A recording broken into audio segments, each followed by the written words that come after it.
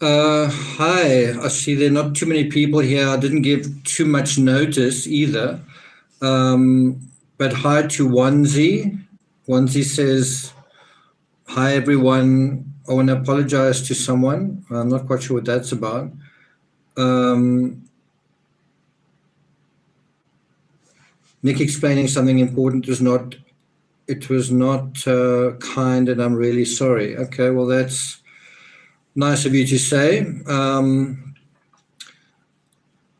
So this is a little bit of an unusual Van Gogh letters. We're not doing it members only, so it is open to chat. But let's just be clear: it is going to be about Vincent van Gogh. It's not going to be about other stuff. So please respect that. Amy Hall, good to see you here as well. I did give you guys really short notice. Sorry about that. Today was the French Open, so I kind of made that a priority. And I really wanted to do this earlier. I was actually thinking of doing it with Bria, and unfortunately, it didn't really work out. I've been sleeping really, really badly and kind of sleeping in big chunks. So even if you'd asked me when is this live going to be, I couldn't have told you kind of specifically. So I don't know if I look tired, but yeah, I'm definitely struggling a little bit in terms of that department. Cindy joining from Austin, good to see you. Sarah Jane, my first ever live. Court, love your voice and channel. You're awesome at what you do. Thanks, Sarah. Bling is the new black. Hi from Dallas. Amy says, are you okay? No, it's really just mostly sleep. But yeah, I don't know if one can say one's okay because it's not a fun thing. It's actually a problem in my family. My dad has it, my sister has it, and yeah, definitely isn't fun. Especially if you choose not to use sleeping pills, kind of thing, like Ambien or whatever. Yvonne Phillips, good to see you here. She says, glad you made it. Thanks for sacrificing for us.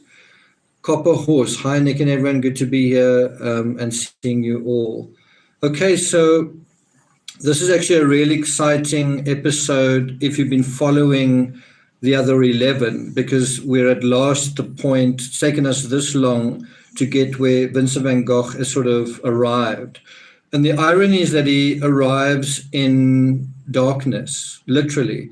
He's in the Borinage. It's a coal mining center. It's an area of tremendous suffering and hardship. And he embraces that, and he's literally like a beggar. He smells. He's covered. His face is covered in soot. He's given a lot of his clothes away to the extent that his brothers had to give him clothes. He doesn't even have money for stamps, and so he's kind of become this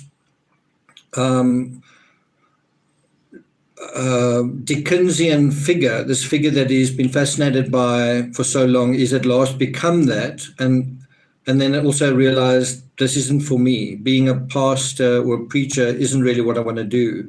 And somebody said that he made something like 8 or 9 different career changes in his life. Well, this was really the final one. And he does it, as I say, in this really, really dark place. It's like not just dark in terms of literally he's surrounded by the black coal powder all over the place, but also dark in terms of he goes through a year-long estrangement with his brother. So he wrote his brother since he was 20 years old, maybe for 17 years. He wrote his brother, and there was only one period where that relationship was seriously interrupted, and this was it. In I think 1879, and so this was a real and significant darkness to the soul.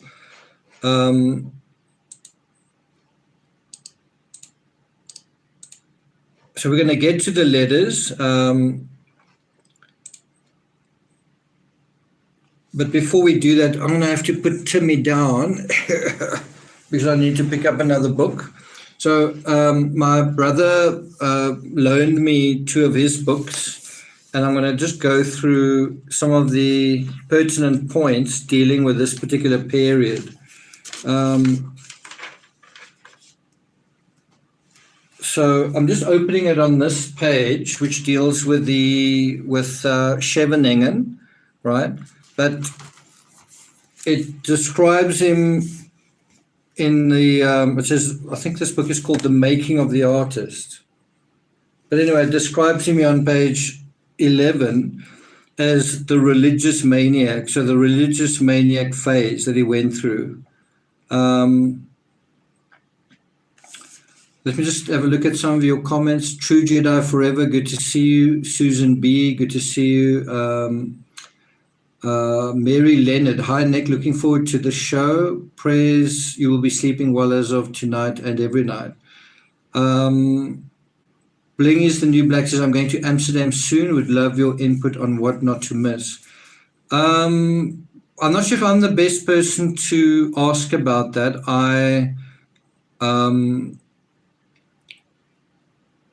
I spent, I think, 2 days in Amsterdam, and I basically spent most of one day at the Van Gogh Museum. So I would, I guess, suggest the Van Gogh Museum.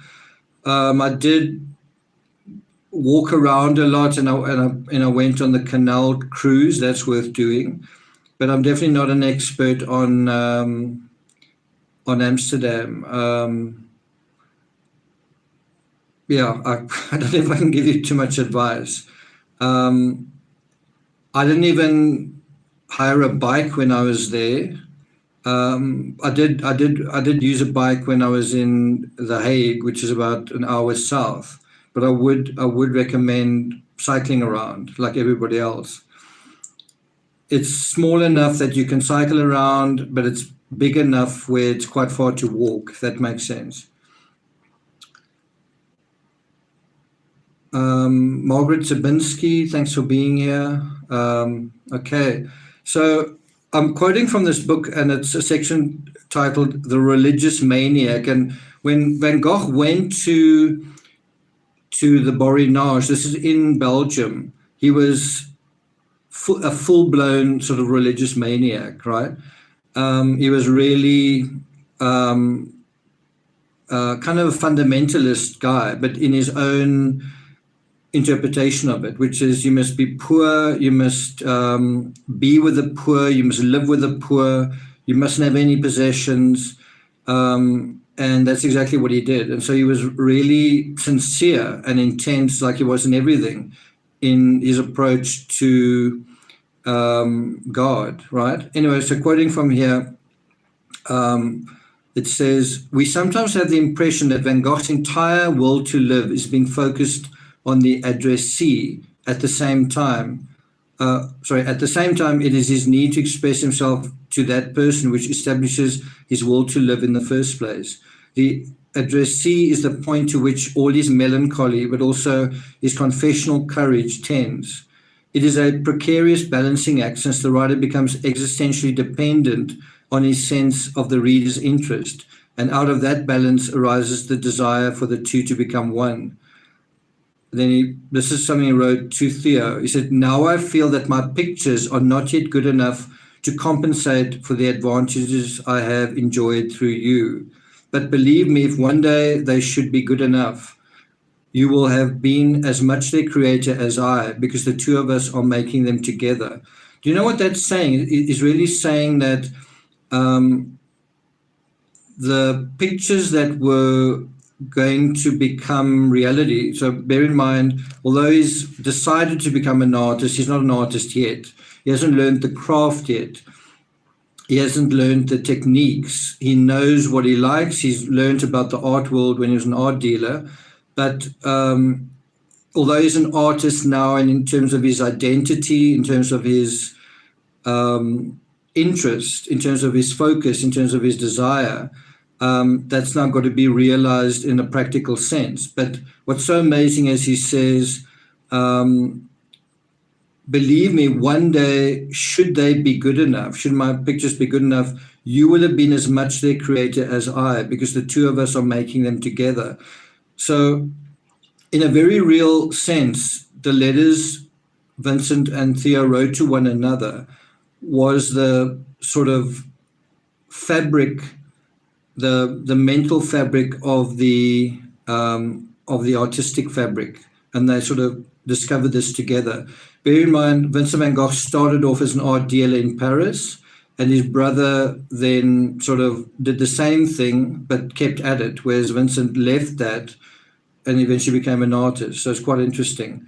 In terms of this piece dealing with the religious maniac, it says, who sees that once our first life, the life of youth, the young manhood, the life of worldly pleasure and vanity has withered away, as wither away it must, and it will do so just as the blossoms fall from the trees. Who sees then that a new life is ours in all its strength, a life filled with love of Christ and with a sadness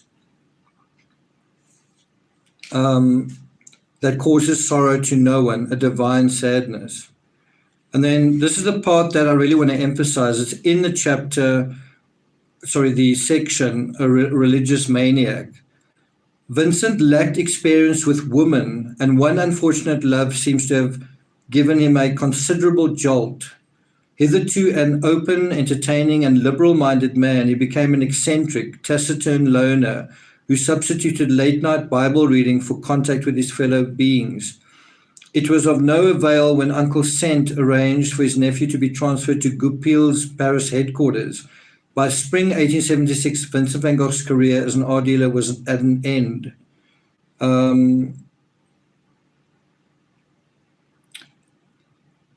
So when he talks about one unfortunate love seems to have given him a considerable jolt, which one do you think that is? So those of you who regulars here, which one do you think that is? Which is the love that gave him a considerable jolt, would you say? So we're just kind of reviewing some of what we went through here. It also says here, in spring 1877, Vincent went to stay with his uncle Jan in Amsterdam, where he prepared for theology studies by tackling Latin and Greek, taking math lessons, and generally trying to fill the gaps he felt his apprenticeship period had punched in his education. In the event, Vincent's plans to study came to nothing, however, and he broke off his preparations before risking failure in the entrance examinations. His heady piety was based on the imitation of Christ, with a humility that was veritably Franciscan. He neglected his appearance in the attempt to discover those inner values which alone constitute true holiness.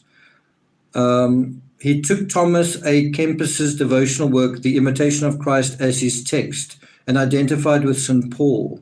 He adapted his motto at this time from St. Paul's second epistle to the Corinthians, in sorrow yet joyful. So he kind of wants to go to the Borinage and be in this sort of tragic, despairing setting and try to be joyful. That was kind of the vision he had for himself.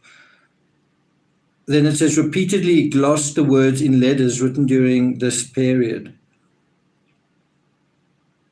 Goes on to say, in the Borinage, his self-sacrificing spirit had a field day. The evangelical committee opted not to renew Vincent's contract, claiming that he had rather overdone his zeal.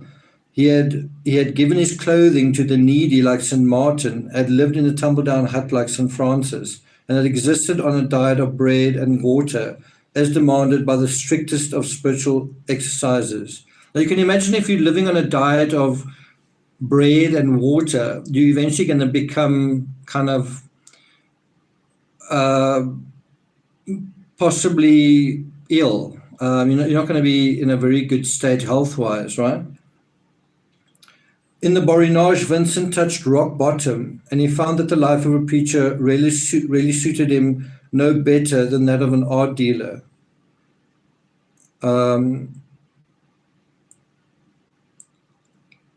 Okay, and so I'm going to end there. And then the other section I want to touch on is from another book. It's from this book, also my brother's book. Quite a nice cover, isn't it? Just looking at, is any of this similar to any of that? Anyway,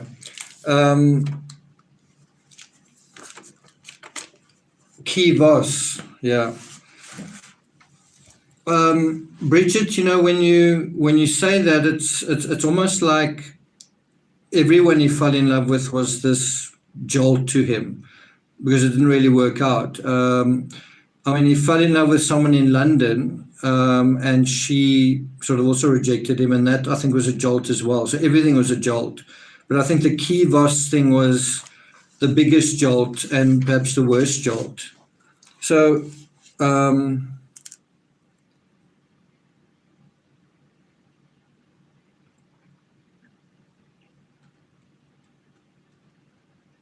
So this is page 36 of Vincent van Gogh, A Life in Letters and Art. And he simply just says here, it's not quite what I thought I was going to highlight here. Anyway, he says, Vincent, supported by his father with an allowance, is set on a career path as an artist. He's concentrating on drawing in a studio before venturing to work from life studies in the outdoors.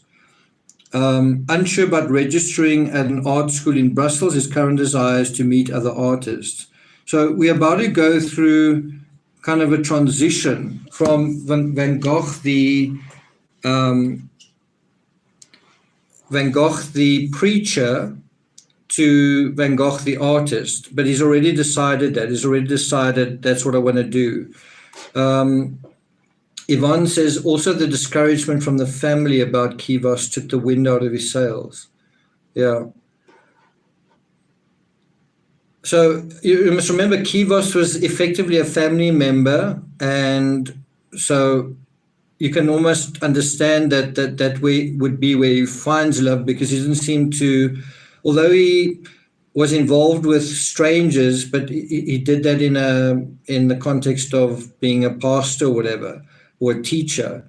He didn't seem to really have a lot of friends, or, you know, seemed to be academic or sort of like work relationships, if I can put it that way. He didn't seem to develop terribly many relationships beyond those with family members. So I think we're going to jump to July 1880. I'm not going to read the whole letter here. By the way, I did speak to Bria, and the idea was that Bria would read some of his letters, but if they were in French. But that only happens, I think, when they're living in Paris, which might be quite a few letters from now. It might be 2 or 3 weeks from now. Bria also said that the letters, the French of that period is kind of dated, which may be a little bit difficult, but I would still like to get the tone, just to get the sense of this is what he was saying. So I'm going to try and read a letter written on the 5th of August, 1879 in the original text. So let's see how well I do with this. I'm not going to read the whole letter, just some of it.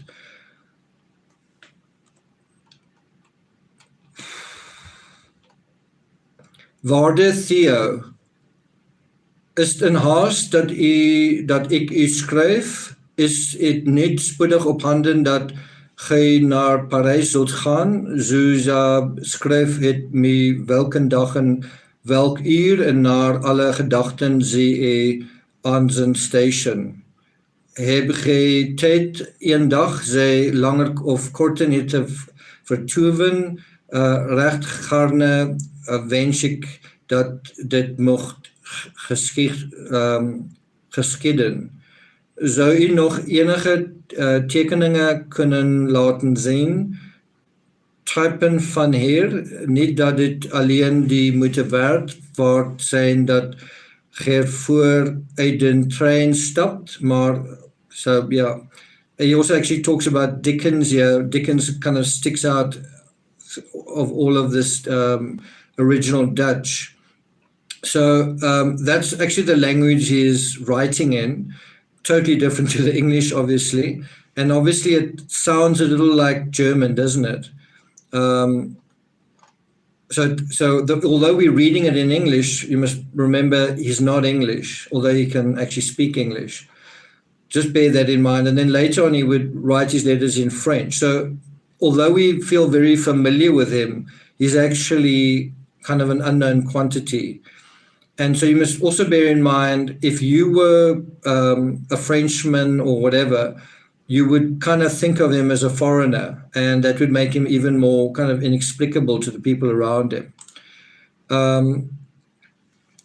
Yvonne says, Copper Horse says, beautiful book cover. I saw Van Gogh's Starry Night painting at the Metropolitan Museum, New York City, and was surprised to see how thick the paint was on the canvas. It actually is like deep ridges. Yeah, definitely. You actually get a sense of how thick that, I think it's called impasto, when you stand like right up close to it and you look at it from the side. I did that at the Krolle Molle Museum in the Netherlands, and it's literally got like relief. It's like not just a flat painting with oil paint on it. It's literally like this mountain side of thick paint that's just like doing this kind of thing.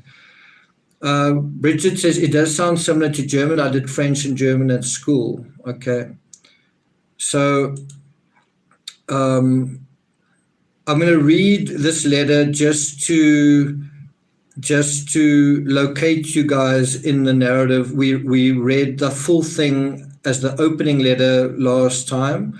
I'm not going to read the whole letter, but it's just to remind you that this was the end of a long estrangement. So this is the letter that ends that estrangement between Vincent and Theo.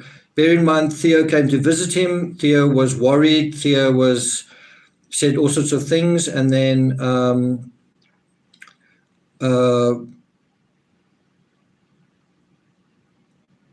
that led to Van Gogh not writing to his brother for a long time.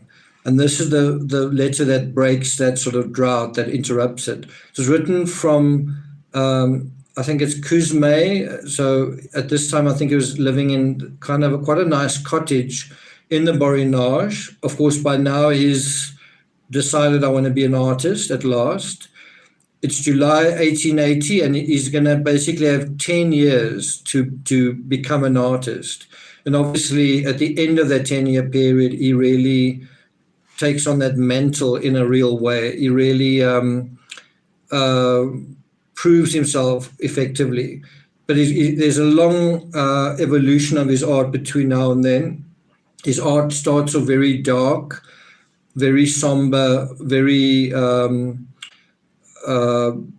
put it this way, lacking in light, lacking in color, lacking in the pulse of life that his later art has, lacking in expressionism, put it that way. And his early art obviously reflects where he is, literally, his surroundings. His surroundings are dark, literally. The Netherlands in winter, I think, is like, England in winter. It can be quite a dull, dark, dreary place in a way, with sort of,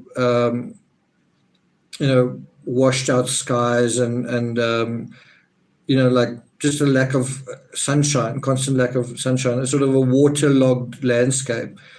So this is what he writes on July 1880. My dear Theo, I'm writing to you rather reluctantly because for a good many reasons I've kept silent for such a long time.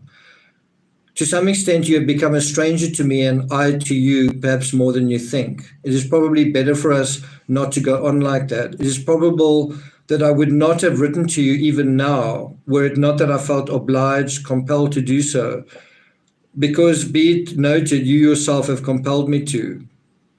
Then he said, I heard in Eton that you had sent 50 francs for me. Well, I have accepted them with reluctance and a feeling of despondency.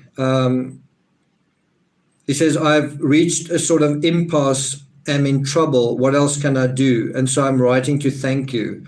As you may know, I'm back in the Borinage. Father said he would prefer me to stay somewhere near Eton, but I refused, and I believe I was right to do so. He said, to the family, I had willy-nilly become more or less objectionable and a shady sort of character, at any rate a bad lot. Then he says, how can I be of use to anyone? And so I'm inclined to think the best and most sensible solution all round would be for me to go away and to keep my distance, to cease to be, as it were. In a way, he's talking about not even being around, not kind of living. He says, what the molting season is for birds, the time when they lose their feathers, setbacks, misfortune, and hard times are for us human beings. You can cling on to the molting season. You can also emerge from it reborn, but it must not be done in public. So he's kind of saying he needs to be reborn. He needs to kind of make a comeback. He needs to regain self-esteem. He needs to find himself, but he can't do it in public. He's got to sort of almost hibernate somewhere and then come up with something. Then he says, the thing is far from amusing, not very exhilarating, and so one should take care to keep out of the way. Well, so be it.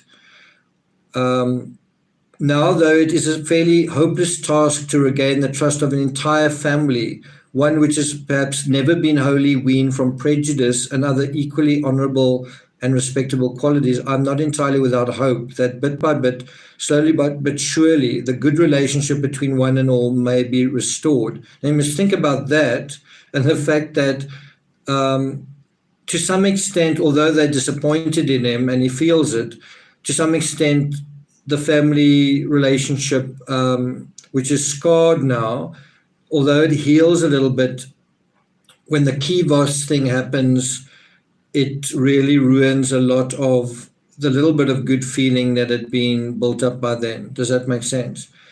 I don't really want to read too much of this because we did go through it before, but he says, I'm a man of passions, capable of and given to doing more or less outrageous things for which I sometimes feel a little sorry. Every so often I say or do something too hastily when it would have been better to have shown a little more patience. Other people also act rashly at times, I think. He's saying, I'm human, I'm like other people. Then he says, he talks about his passion for books, and then he mentions a couple, Victor Hugo, Dickens, and so on. So I'm not going to go through that again. We're now going to continue with the narrative, and we go to the 20th of August, 1880.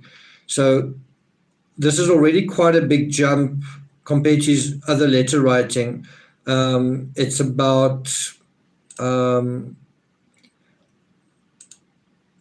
a full month since he wrote the previous letter. I'm going to put a link to it in chat so you guys can follow if you want. Let's just have a look at some of your comments. Copper Horse says, impasto, you really get a sense of the thickness looking at a flat photo. Bridget says he's really down with being a sponge, taking in everything around him. The Borinage was a dreadful influence on him. He's quite turned against the father and family now. He has keen self-insight now. So yes, he has had some very important experience, first-hand experience of real life, but certainly very difficult. It's not just that the conditions are difficult, but his psychology was quite difficult as well. In a real way, he was trapped kind of in a mindset. And what I thought I was going to read to you, I'm not sure if I just highlighted the wrong thing, but there's a letter where he writes about being a bird in a cage. And everyone's looking in and saying, yes, but you're completely fine. But he says, no, well, I'm like a bird in a cage, right? And essentially that cage is his mindset. And sometimes it's easier said than done to change your mindset, especially if your values and your beliefs form the essence of that mindset. But it can also feel like a cage, especially if society kind of puts you in that cage. You know what I mean? Susan says, even though he's in transition, he's struggling to find happiness and power. He's decided what he wants to be. He's just not quite sure how to do that, and he knows this is going to take a lot of work. You must remember, it's yet another it's another reinvention, starting from scratch again. And this time he's lost a lot of credit from his family. He's lost a lot of energy, ultimately. And so he's got to generate that from somewhere. Fortunately, in terms of art, he's interested in art. A lot of that's self-generating. But the other side of it is, although you may love art, it's got to sell, right? And I was thinking in preparation for this live stream, I was thinking, where do you get your support? Like, as an artist, where do you get support? And support is so important. In fact, before I came on, as I said, I watched the French Open, and Nadal, who won the French Open, was thanking his team, and he was saying, "There's no way I could have gotten here." And he says it not like out of humbleness, but out of being totally truthful, genuine. He says, "There's no way I could have gotten here without your support," meaning the support of his team. And even the guy he lost to said exactly the same thing. I couldn't have done this without my team. And if you think about that in terms of Van Gogh, he didn't really have a tremendous amount of support, but he did have some. He had his brother. He had some support from his family. And but if you think of it just in another way, yes, this artist that is sort of hanging around. I'm talking about when he lived in Paris, when he lived in Arles, when he lived in Orvez. Yes, this artist that is kind of hanging around. You can see he's working really hard. All it really took was somebody to buy his art, and I'm just saying, almost like as a charity case, just like, okay, I can see you struggling. I don't really like your art. I don't really like you, but I recognize that you're working hard. I'm going to give you a helping hand, right? All it took was someone to buy his art to give him like a bit of a confidence boost. And it's quite incredible that virtually nobody did in the years that he was an artist. Do you know what I'm saying? I'm just saying that could have made a world of difference for him. It's not so much in getting money, but it's getting a sense of being validated, recognized, and so on. That's the thing I think he was battling against. Now, I can tell you, I've sold more art than Vincent van Gogh ever did. I'm talking about actual drawings and pictures. And maybe the difference is my great-grandfather's a well-known artist, and maybe that played into it. But, I've sold photography and I've sold art, and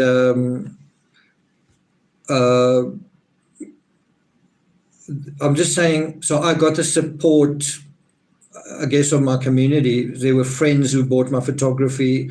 There were people I didn't know who bought some of my art. And I mean, I didn't go on to become an artist. I mean, I might return to it. I'm just saying, would it have been so hard for the folks in Arles to kind of go, there's this guy who's painting all the time and he's trying really hard and he's actually struggling a bit, he's a struggling artist. Couldn't we maybe make his life a little bit easier by buying something? But he was obviously so strange to the people that he was actually kind of a persona non grata. It's like, this is a weirdo. This is I think he was almost like Amber Heard, just like, we just don't like you kind of thing. It's like everything about you is just objectionable. Can you please leave? So there was something about him that was just not really liked at the time, right? I'm using Amber Heard as an example just because it's contemporary. I'm not saying that she is an artist or anything. I'm just saying it's like everyone doesn't really like you. But I'm just saying in terms of him, his life could have been made a lot easier if the community just sort of rallied behind him. Of course, that's not how it works, and I suppose you could argue it's not how it should work. I'm arguing maybe that is how it should work, which is there's somebody who's struggling as an artist, and the art is everything, and it's not a big thing to do just to buy one picture, and you don't have to buy it as an individual, you can buy it as a group. And that could have changed things to some extent. The other side of it is also, had that happened, maybe the Vincent van Gogh story wouldn't be the Vincent van Gogh story. It would be the sort of, it would be the softer, warm and fuzzy story that maybe ends happily ever after, but then ultimately doesn't have the incredibly compelling nature that it does. The Vincent van Gogh story is as powerful as it is because it's so difficult and so tragic. And so in a weird way, this last chapter of his life as the artist is both an incredible arc in terms of his story, but also going to be yet another tragic epilogue to his life. The next 10 years are going to be a roller coaster, some good times, some interesting times. Different people come into his life, different settings, but ultimately a life of, so it's almost like the same thing in the Borinage, just a lot more colorful. Struggle, poverty, internal existential dilemmas, but basically struggle all the way up until the day that he dies. So although he sets his life on a new course, and maybe it is the right course, it doesn't end happily ever after, and one's got to bear that in mind. Ricardo says women weren't known to be dealers back in the day, mostly a man's job to be shopping around. Richard says probably they just didn't like him. Yeah, he was an oddball. He was also a foreigner, and also he was a Protestant. At that time, France, a lot of France was Catholic, and so he was not only a foreigner, but he was a Protestant, and he was not only a foreigner and a Protestant, but also an artist painting in a way that nobody'd ever seen before. So it was like, you are weird, you don't know what's going on, and also you look like a failure. So because he dresses the way he dresses, because he's not full of himself, people kind of take their cue from that and like, oh, okay, so you are a loser kind of thing. They don't realize he's actually incredibly well educated, well intelligent, sensitive, perceptive, with incredible work ethic. And so they base their opinion of him on his appearance, essentially. And it's such an irony, because don't you base your opinion on art on how it appears to you? And so his appearance, or who he really is coming out through his art, but they don't see that. And I think that's why he said that quote that my brother mentioned about, it feels like people walk by and all they see is the wisp coming out the chimney, but there's actually a fire inside the hearth, inside someone's heart, but people don't see that. Well, that's exactly what is taking place. I do think when you have an artist like Van Gogh and he paints, that fieriness is on the canvas. So if you still can't see that fieriness, then it's like, what's wrong with you? And somehow people seem to still not be able to see it. Yvonne says, especially since his art was not bad, even the dark period of his art was good, enough for some commendation and support. Yes, definitely. It's a good point. Even the dark period of his art is interesting, and it's executed pretty well. The Potato Eaters, for example. Okay, so let's deal with the 20th of August, 1880. Dear Theo, if I'm not mistaken, you must still have Les Travaux de Chambre by Millet.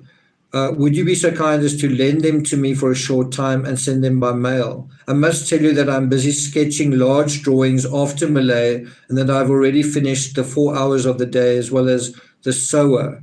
Now, the sower would be a theme that would come up over and over and over again. So bear in mind it's a religious theme, but it's one that he paints. And it's it's this idea of you reap what you sow. I'm just going to see if I can show you guys which one I'm talking about. Malay the sower.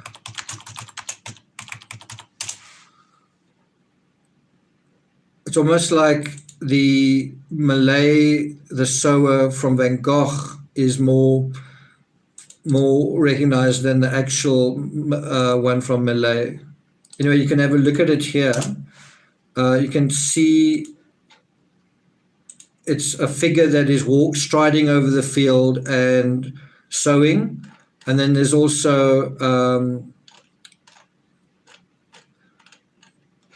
the one that Van Gogh did of it. I don't think it's terribly good, but he did sketches. He's done the sower quite a few times.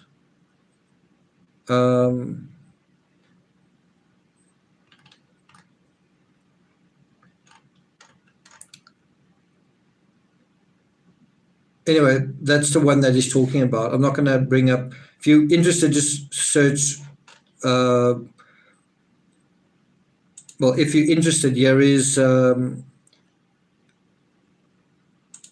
version that Vincent did of the sower. It's quite interesting. I remember when I went to the Van Gogh Museum, they showed other artists that Van Gogh was interested in, and obviously Malay was a big one of those. And you can see Malay's art is quite epic and sort of archetypal and also quite dark. That's the kind of art that he liked. And you can see he's got quite good taste in art. And of course, his art would be a little bit different to that. So anyway, he's saying now, this is the art that he actually starts off painting. He paints almost in these spiritual dimensions. For example, one called The Sower. Then he says, well, perhaps if you saw them, you would not be altogether dissatisfied, meaning if you saw my pictures. And then he said, now, if you will send me les travaux de champ, you might perhaps add some other prints by or after Malay, Breton, and so on. Do not buy them for this purpose, but lend me what you have. Send me what you can and do not fear for me. If I can only continue to work, somehow or other it will see me right again. I must say those words sound like an echo from the last summer of his life. And also, just like the last couple of days and weeks of his life, it was all about him almost like working to outrun all his problems, his mental issues, his sickness or whatever was ailing him. It was almost like work is going to set him free from that. In a way, it did. And that was actually the Dr. Gachet's advice was, what should you do? And he said, work, go out each day and work. So he says, your doing this will help me a great deal. If you should take a trip to Holland, I hope you will not pass by here without coming to see the sketches. So now, once again, he's actually reaching out to his brothers saying, drop by, come and look at what I've drawn, kind of thing. He's kind of inviting him.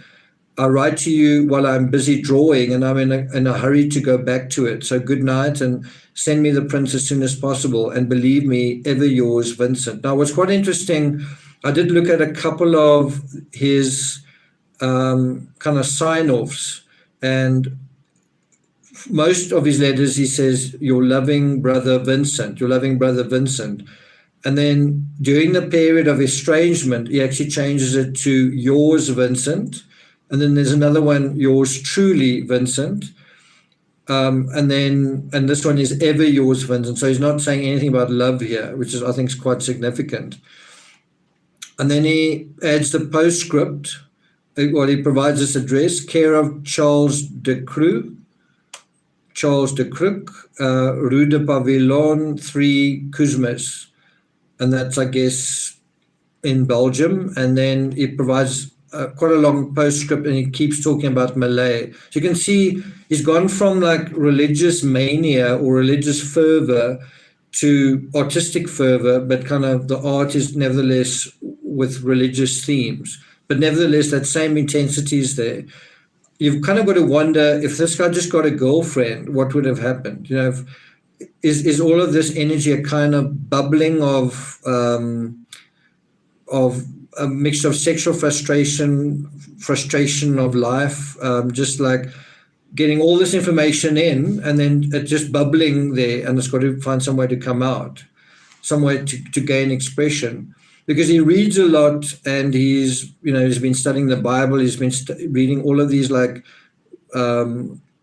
pretty intense authors, Dickens, Victor Hugo, and so on and so on, Greek myths and all that kind of thing. All of that's come in, and he's a young man inspired by it, but what does he do with it? And the Borinage was part of his answer to it, and was like, okay, this hasn't really worked out. What I don't think is necessarily acknowledged is, what did the people in the Borinage think of him? Because I don't think he became their hero. I think he was also like treated as a misfit or something. It wasn't like the people in the Borinage thought he was awesome. The pastors who sort of put him there were like quite embarrassed.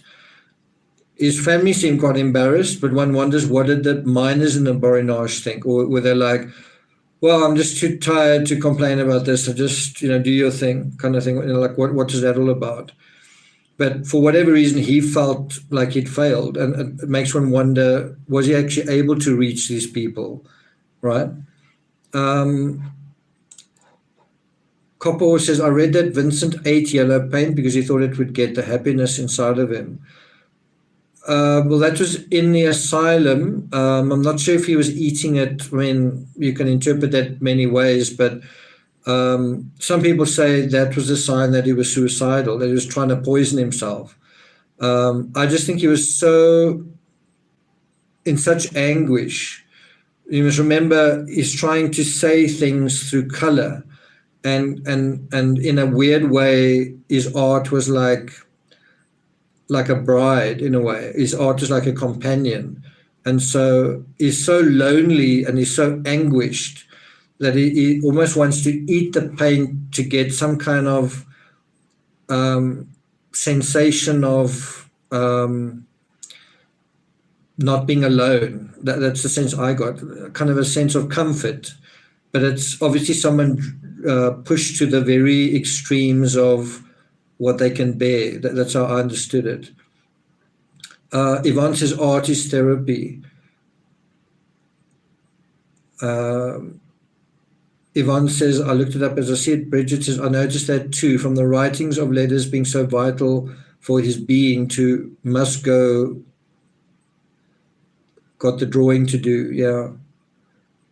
Onesie says, yellow is the happiest color. Bridget says, possibly they were scared of him with his stern, serious looks as in portraits, but so much intelligence and worth beneath they couldn't see, I guess. I think Vincent van Gogh's problem was he couldn't, there wasn't really kind of a continuity between the inside of Vincent van Gogh and the outside. So often in the world, people spend a lot of effort on the exterior. So a lot of, like, certainly in the world of today, it's all about exteriors, surfaces. Whereas with Vincent van Gogh, it was all about the opposite, interiors, and he was like, the exterior doesn't matter. And in that sense, he may have, I've always felt as a author, as an artist myself, if you fail to hold someone's attention, then it doesn't matter how good your art is or the message, you failed. So you've got to at least get that handshake going where you are in some way acceptable in terms of your appearance. I don't necessarily mean your physical appearance as a person. I mean what you're presenting to your audience, whether it's a book, whether it's the book cover, whether it's the tone of the book. But I've got to say, if you're an artist and you're saying, please have a look at my art, I think the artist has got to do a little bit of performance himself. He's got to show up. He's got to shake hands. He's got to have exhibitions. He's got to interrogate the process to some extent. I understand that the art's got to stand up for itself, but it can't only do that. You can't just. There's definitely a place for the artist also standing up for himself, and I think that's really important. I think part of an artist can't hide behind his art, and an artist can't also run away from life through his art. An artist must also step into life, and I think a lot of artists make that mistake where they it's a good sentiment to say my art needs to be its own explanation, but also you need to be able to stand up for your art in the sense of what is this? What are you doing? What are you trying to communicate? Who are you? Why should we care? Those are tough questions that also need to be asked and answered. Blue Flame says Van Gogh was pure art for art's sake. Yvonne says, remember when he set the pictures of people in chairs around the table for company? Yeah, that is quite heartbreaking. Just that idea. That is definitely. Bridget says, yes, you expressed it better. Interesting that with youth and beauty being everything now, that people hate amber. I understand the JD factor, but still. Okay, so let's go on with his letter. So he talks about more art. He says, you will understand well enough what I want without my telling you, but I'll tell you anyway, so you'll know what I really think. It is especially studies of the figures like the Diggers by Mallet. I must say that the sense you get here is that although he's been in this gritty real world, it's almost like he's realized actually the really interesting stuff, the really interesting drama, nevertheless, is still in art. That's kind of where the action is. Even though he's been in this overpowering scene and setting, he finds that art is actually still more compelling than this, still more interesting. And art and certain artists. So he's in a mining setting, and he wants to see a picture called The Diggers by Mallet. Let's see if I can pull it up.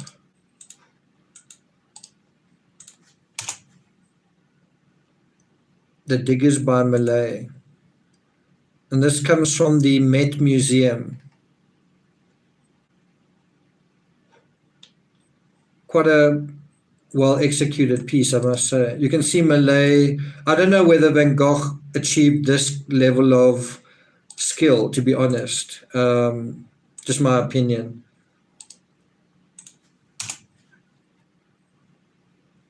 Okay, so have a look at that. So that's what he asked his brother to send. He's trying to learn to paint people, to sketch people. And to be honest, I don't think he ever really got terribly good at that. He was better at color arrangements. He was better at painting tapestries of expressionist, very, very hyper-expressed landscapes. In other words, his imagination was a far better skill that he had than the craft of drawing, put it that way. And I think the courage he had as an artist and as a person. Anyway, then he also wanted the winnower and then other figures. He said, I think you might perhaps find just what I want at the Alliance des Arts, where they sell lithographs of contemporary artists cheaply. One print which I should like to have immensely is the large etching by Dumigny, the Copse, which is sold at the Calcographic Cabinet of the Louvre. So if you think about what's really going on here, think about this down on his luck individual who's kind of just failed as a pastor. He's living in the middle of this coal district, so he's surrounded by these blue-collar folk who are not very well educated. They got a great work ethic, and they don't like to be spoken to in an unkind way. And in the middle of this bleakness, he wants art sent to him. It's pretty incredible. It's like he kind of went there with this education, and although he was broken down in a lot of ways and he lost a lot, that tremendous spirit, that tremendous love for art, that tremendous artistic essence comes out of it almost refined, if anything. It isn't like come there and be like, well, art is ephemeral, or art is meaningless, or art is hypothetical. It kind of comes out thinking the only thing that can express this is art, kind of thing. If anything, he is reinforced in this ravaged landscape. Anyway, then he goes on to say, I have sketched a drawing representing miners, men and women, going to the shaft in the morning through the snow by a path along a thorn hedge, passing shadows dimly visible in the twilight. In the background, the large mine buildings and the heaps of clinkers stand out vaguely against the sky. I'm sending you a hasty sketch so you can see what it is like. So he's sending that with the letter. I think what's really interesting is this is the first time in maybe a year or a year and a half that he really goes to some trouble to describe his surroundings. A lot of these letters until now, the content has been sort of quite practical. And here, for the first time in a while, he's talking about the light and the setting through an artist's eye. He talks about going to the shaft in the morning through the snow by a path along a thorn hedge, passing shadows dimly visible in the twilight. In the background, the large mine buildings and the heaps of clinkers stand out vaguely against the sky. He also says, what do you think of the sketch? Do you think the idea is good? Among Bingham's photographs are pictures by J. Breton. If I remember correctly, there's one representing gleaners, dark silhouettes against a red sky at sunset. So in a way, what he's trying to capture is the human condition. What he's seeing around him is not just seeing a guy walking down a road.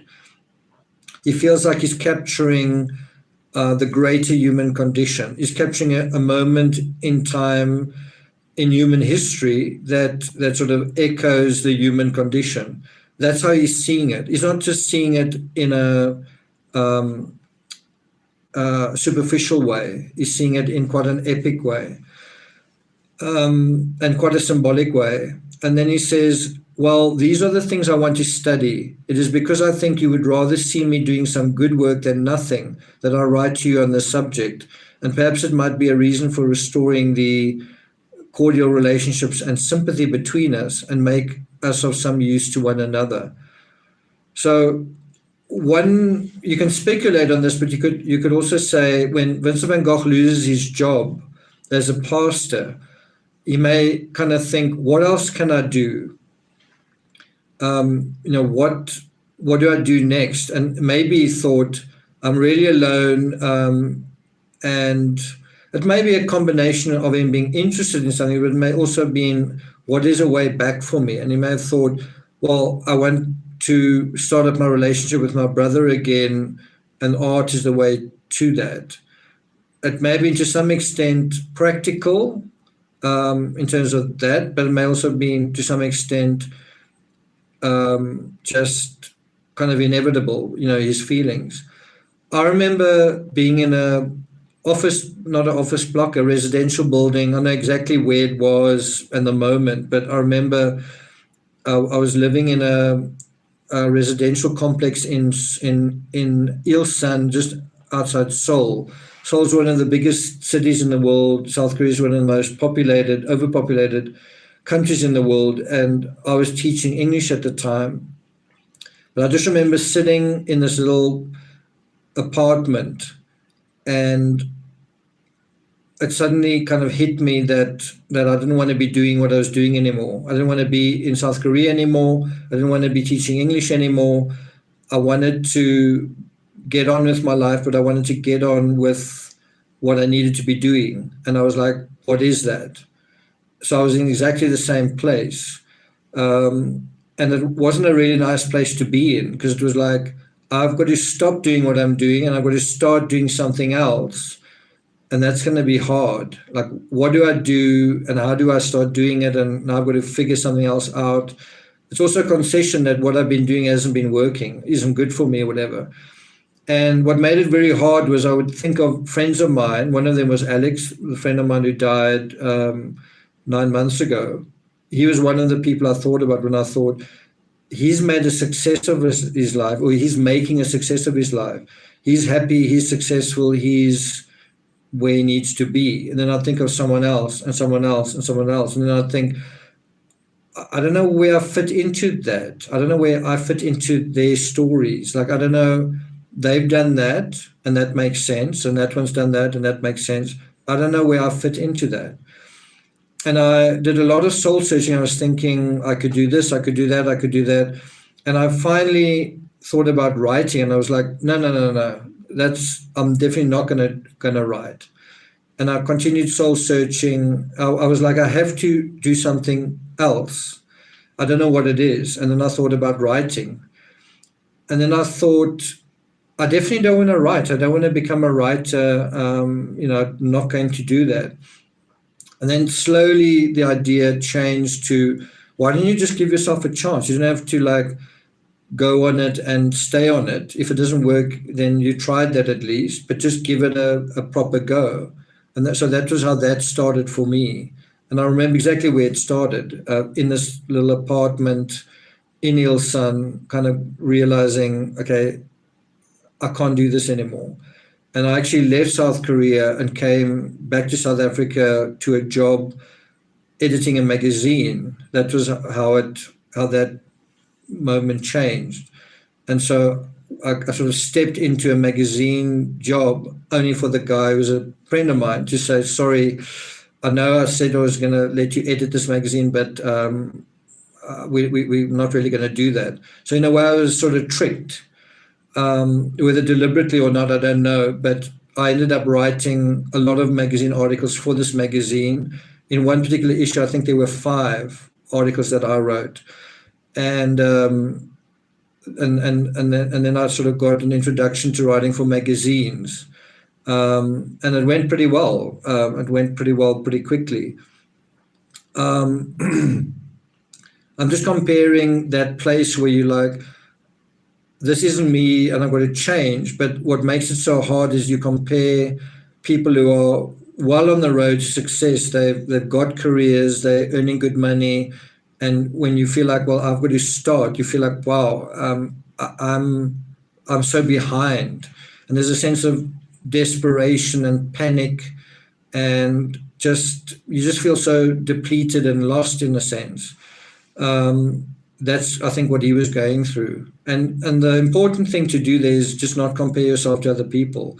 You're not them, they're on their journey. And for you to go on your journey, you can't think about someone else's journey. You've got to be at a place of mindfulness, knowing who you are, and just not in a you don't want to be in a place where you're reacting to someone else's life, or you trying to show up in order to please someone. You've got to be in a place where this is what I can do, kind of thing. This is who I am, kind of thing. It's part of your identity.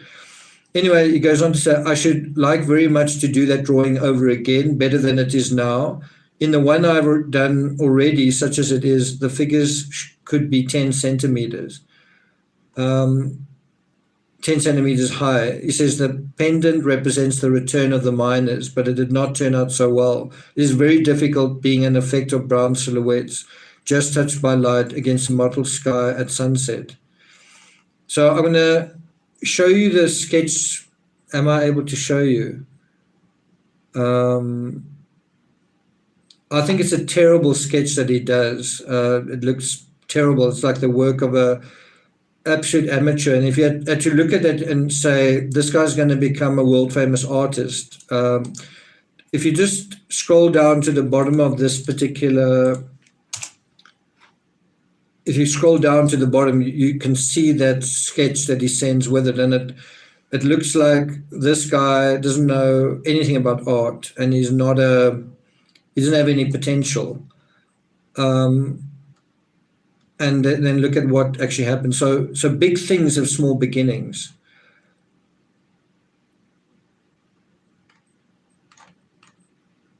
And then he says, I don't think he even signed off his letter. He didn't say, oh, was this the postscript? Yeah, okay, so this was the postscript. Sketch of mine is enclosed in the letter. Now we go from 20th of August, 1880 to 7th of September, 1880. Letter from Vincent van Gogh to Theo, Christmas, 7th September. Dear Theo, I received in good order the prints, etchings, etc., which you sent me some time ago, and I thank you very much. You did me a great service by sending them. So this is already setting the precedent for the future of Van Gogh, the artist, but also the sibling relationship, the relationship between Theo, the art dealer, but also enabler, supporter, encourager, guide, confidant, all those things. This is setting the precedent for that, where Vincent asks his brother for support, but also for materials, and then his brother does that. His brother could have said no. His brother could have said, sorry, I'm too busy, and this is another one of your schemes that's going to go nowhere, and I don't want to be involved in it, kind of thing. Karen Sanderson from Wisconsin, good to have you with us. Thanks for joining us. I hope you're going to find this interesting. So this is a letter, 7th September 1880. Dear Theo, I received, okay, so then he says, I can tell you that I've sketched the 10 sheets of Les Travaux des Champs by Millet, almost the size of a page of something. And then he says, and that I've completely finished one. So he's still drawing Millet. Then he says, I should have done more, but first I wanted to make the exercises by blah, blah, blah, which Mr. Testik has kindly lent me. And I've now finished the 60 sheets. So it seems like he's doing a lot of drawing. In addition, I've made a drawing of evening prayer after the etching which you sent me. I wish I could show them to you and get your opinion of all this, as well as some other drawings. For instance, a large sepia drawing after Rousseau. Oven in the Landers, vast plain south of Bordeaux. I had already done it twice in watercolor before I succeeded in finishing it. As I told you before, I should very much, very much to copy Les Buissons by Raysdal too. So again, it's just his letters just art all the way from the one end to the other. Then he says, I have been making rough sketches of these drawings without advancing very much, but lately it seems to be improving, and I'm hopeful that it will improve even more. So when talking about improving means he is conceding that he knows it's not very good, and it isn't very good. He says, especially because Mr. Testig and also you have come to my aid with good models. For at present, I think it is much better to copy some good things than to work without this foundation. I can tell you, my brother, who's a full-time artist, there was a period where he, anyway, let me just stick to that. My brother is a full-time artist, also copied a lot of other artists. What I mean is, in order to learn his technique, he would paint paintings that an artist that he really respected. So Rembrandt was one, my great-grandfather was another, but quite a few sort of well-known things he also painted. I'm not sure if he painted Van Gogh as well, but I wouldn't be surprised.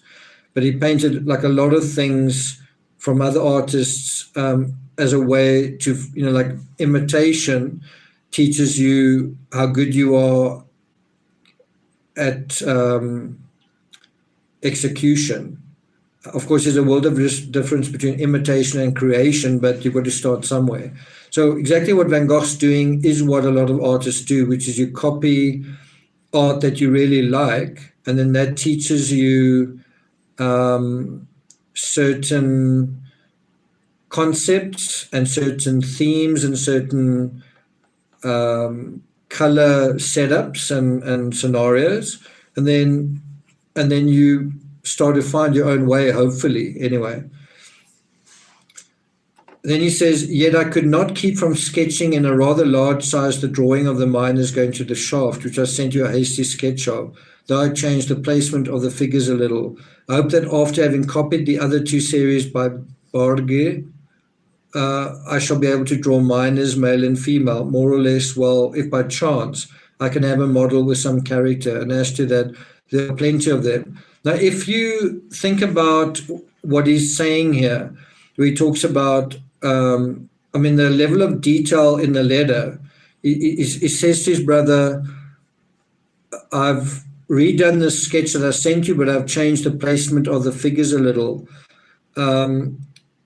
You kind of get the sense that just how alone he is, just how much time he's got kind of on his own, that he shares a detail like that, Do you follow what I'm saying?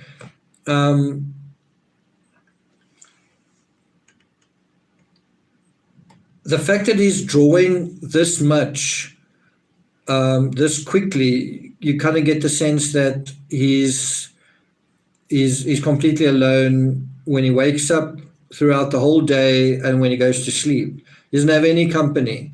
Bear in mind, he's not preaching anymore. So now what else is there to do?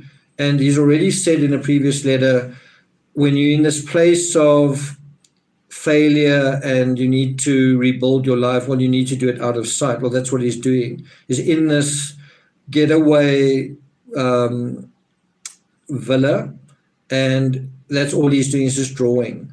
And I think if you could step into that scene, if you could literally walk into that scene and see this figure scratching on a piece of paper, I think it would be hard for a lot of people to look at that and say, this guy's going to become a world famous artist, and his art's going to become some of the most expensive in the world.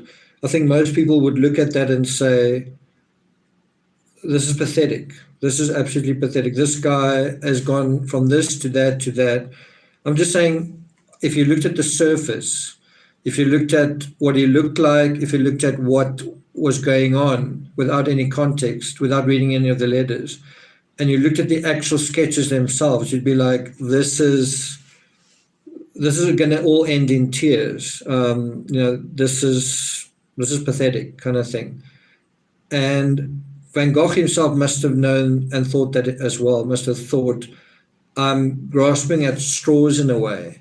And I know in the early days when I was writing, I had so much I wanted to say, but I didn't know how to say it.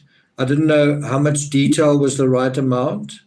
I just didn't know how to, what level to come in. Do you come in with this expert vocabulary, or do you come in with this much description? I didn't really know how. I knew what I wanted to say, and I had a lot to say, but I didn't know how to say it. That makes sense. I didn't know how to sort of frame it. And I think that's where he was as well. It was like, I want to make art, I want to communicate this, but how do I begin to do that? And that is quite difficult, especially when you're starting off with pencil sketches.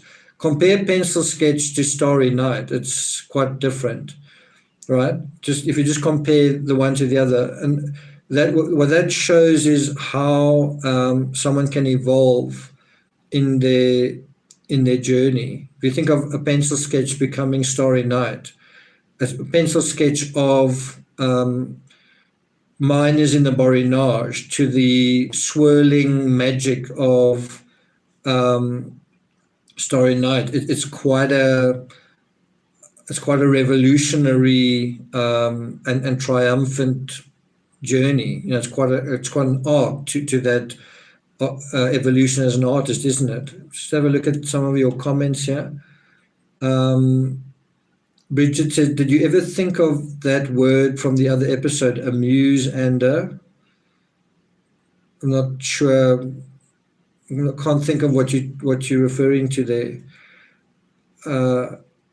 Techniques. Copper Horse says he writes very well, heartfelt with a sense of desperation.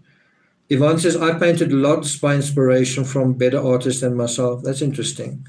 No wonder you're interested in this topic, Yvonne. I think if you artistic yourself. So let's do a quick poll. How many of you guys are sort of amateur artists yourselves, or even more than that? Are there any of you here that don't draw, paint at all, or all of you to some extent artistic? Bridget says, I've never painted, been scared to touch paint. I don't know why. Bridget, I think tomorrow you must go out and touch paint, right? Literally touch paint. It's just paint. You can even touch it and make patterns with it, like finger painting. Think about the artists that really played with the idea of that, like Jackson Pollock. Onesie says, I paint. Terry Dean says, yes. Bridget says, I draw. So I must say, there's an artist in me for sure. And when I was a writer, I pushed that aside. And I definitely have a feeling of, sometimes I can touch on that creativity when I take photos. You can quickly record something that is aesthetically beautiful, or you sort of see it through the artist's eye. But sometimes there's scenes that you want to render, and I've got a few. Got them in my mind right now. And then the question is, you've just got to settle down and do it. But you kind of got to generate that energy where it all kind of comes together, where you can focus and stay with it and keep at it, right? Dedzistus says, I draw and have fun with paint. Blue Flame says, I am an artist. Okay. Jean Carroll says, yes. Good to see you, Jean. So I think that is what interests a lot of you, is you think of your art through his art. You think of his art through your experience, which I think is interesting. Bridget says, your photos are beautiful. Do you still sell your photographs? No, I don't. I went through a period where I was going to do exhibitions and exhibitions and exhibitions, and writing just ended up taking over. So I would like to resurrect my photography, but I kind of just feel YouTube has really turned me from a very prolific artist in the writing sense and the photographic sense into a blowhard, basically, someone who just waffles on, which I think is a bit unfortunate.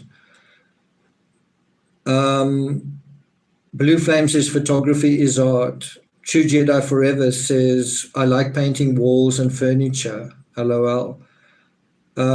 Yvonne says, everyone has to start somewhere. That's the amazing thing with art and artists, is you can start in a very humble place, but if you just keep at it, and I think that's true of virtually anything. Think about, at some point, Rafael Nadal had picked up a tennis racket. Look where he is today, 22 Grand Slams. Everything starts small, but consistency is what's the difference between genius and average. Just a thing like consistency. Bridget says, you're more than a waffler. Okay. Well, I think I'm gonna put that somewhere. I'm gonna put that statement somewhere, like maybe on the door to this studio. You're more than a waffler. Okay, so he goes on to say, the lithograph of the Bosworm's interior of a cowshed is very beautiful. Let's see if I can bring that one up. But just think about that. He's saying the interior of a barn, of a cowshed, is beautiful. That's where his headspace is. Is this it?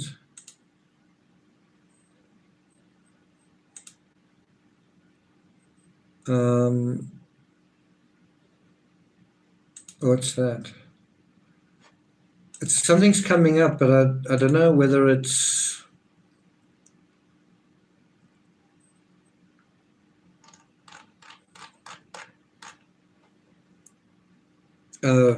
Okay. Well, the only way to see this is if I. Let's just see if I can bring it up. Mine is in the snow at dawn.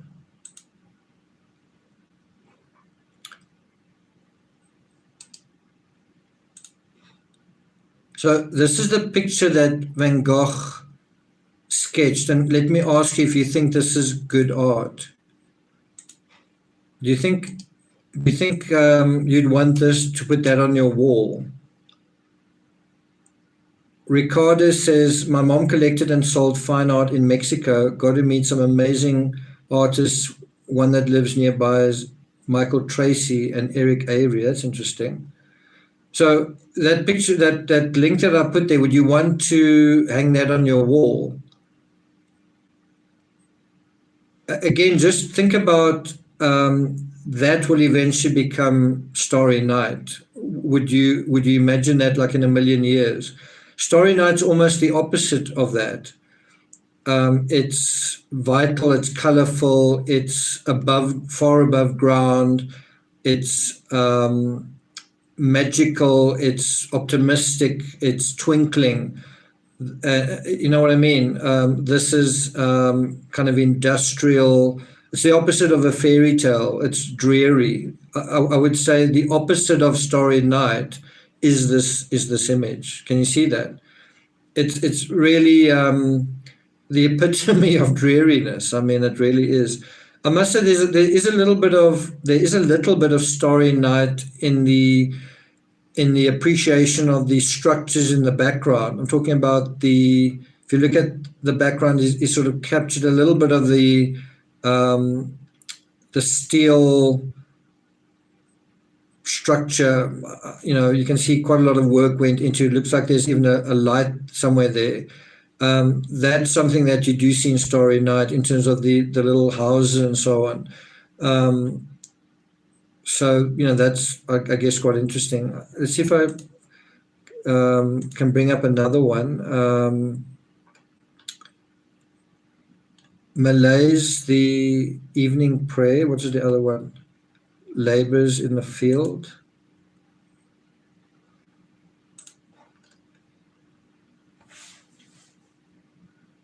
Laborers of the fields. Just so many links here. There are like 20 links. The laborers of the fields, the two diggers. We've looked at that.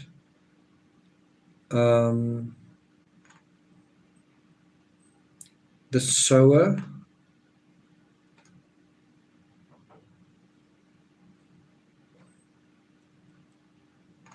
Is it in the next letter?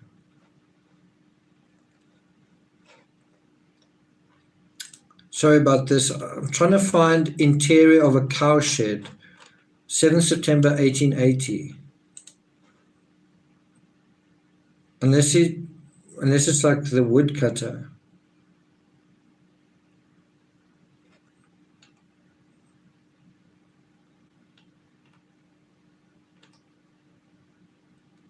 Okay, yeah, interior of a cow shed. There is no. Oh, that's why I can't find it. Oh, this is it. Okay, so he thinks this is really beautiful. So this gives you an idea of what he is after. So at last I found it. So this is the interior of a cow shed. Sorry about that long kind of going off on a tangent there, but that's really what's inspiring him, is this sort of the capturing of basic labor in a particular setting. That's like really turning him on. Now, if you think about it, it's in a weird way absolutely generic. It's like somebody working in a barn, but he sees it in a symbolic way as like a you know what I mean, the human condition. That's how he's seeing it. He's seeing it as absolutely emblematic of the human condition. He's seeing it in a kind of a classical sense, even a biblical sense. Does that make sense? Michelle Miller says, "You look like Van Gogh. Show us your face profile." Okay. Okay. Well, how's that? I am Dutch, but yeah. Anyway, I think I've got the same hair color, but yeah. Bridget says, "I love squiggly trees too, Terry, but how do you look at these links and not switch off neck? I'm on my phone now." Oh, that is, I think, going to be quite difficult. So sorry about that. That is going to make it a bit difficult. Okay, so you can see what is inspiring him and getting him kind of interested. Okay. So now we go from, if you still have the book with the etchings after Michelle, please lend me that sometime too, but there's no hurry. For the moment, I have enough to keep me busy, but I should like to see those landscapes again. For now, I look at things with different eyes than I did before I began to draw. I hope that you will not be too dissatisfied with the drawings after Malay when you see them. Those little wood engravings are admirable. So you can see he's just going on and on and on about Malay. Copper Horse says you need a tablet or 2 phones. He goes on to say, as I already have 20 prints after Malay, you can understand that if you could send me some more, I would make them readily, for I tried to study that master seriously. I know that the large etching of the diggers is rare, but be on the lookout for it. And tell me what it will cost. Someday or other. Okay, so how is this for kind of an ironic statement? He says to his brother, please keep looking for the etching of the diggers. He says, I know it's rare and I know it's expensive. Let me know how much it costs. Don't worry, I'm good for it. He says, someday or other, I'll earn a few pennies with some drawings of miners. And just think about how utterly naive that statement ends up being. Like, this is almost like, not exactly, but it's almost like day one, week one, year one of his 10-year journey to become an artist, where he'll ultimately not really sell anything. He will sell the Red Vineyard, which is a stunning artwork, but he basically won't really sell anything in his career. Here he is, day one, thinking, I'm going to sell that horrible sketch of the miners. To other miners, and don't worry, I'll pay you for the diggers. And of course, that never really happens. I don't know if he ever pays Theo anything based on him earning anything. I'm just saying he ends up being extremely naive, and maybe being naive and unrealistic is a necessary evil, if you want to use that word in terms of art. Maybe you've got to be a little bit naive, a little bit silly, a little bit unrealistic, because if you were realistic, you'd run away with your hair on fire. You'd run away screaming like, get me out of here, kind of thing. He says, I should like to have that print. So I'm just kind of saying that you can see he's kind of unrealistic, and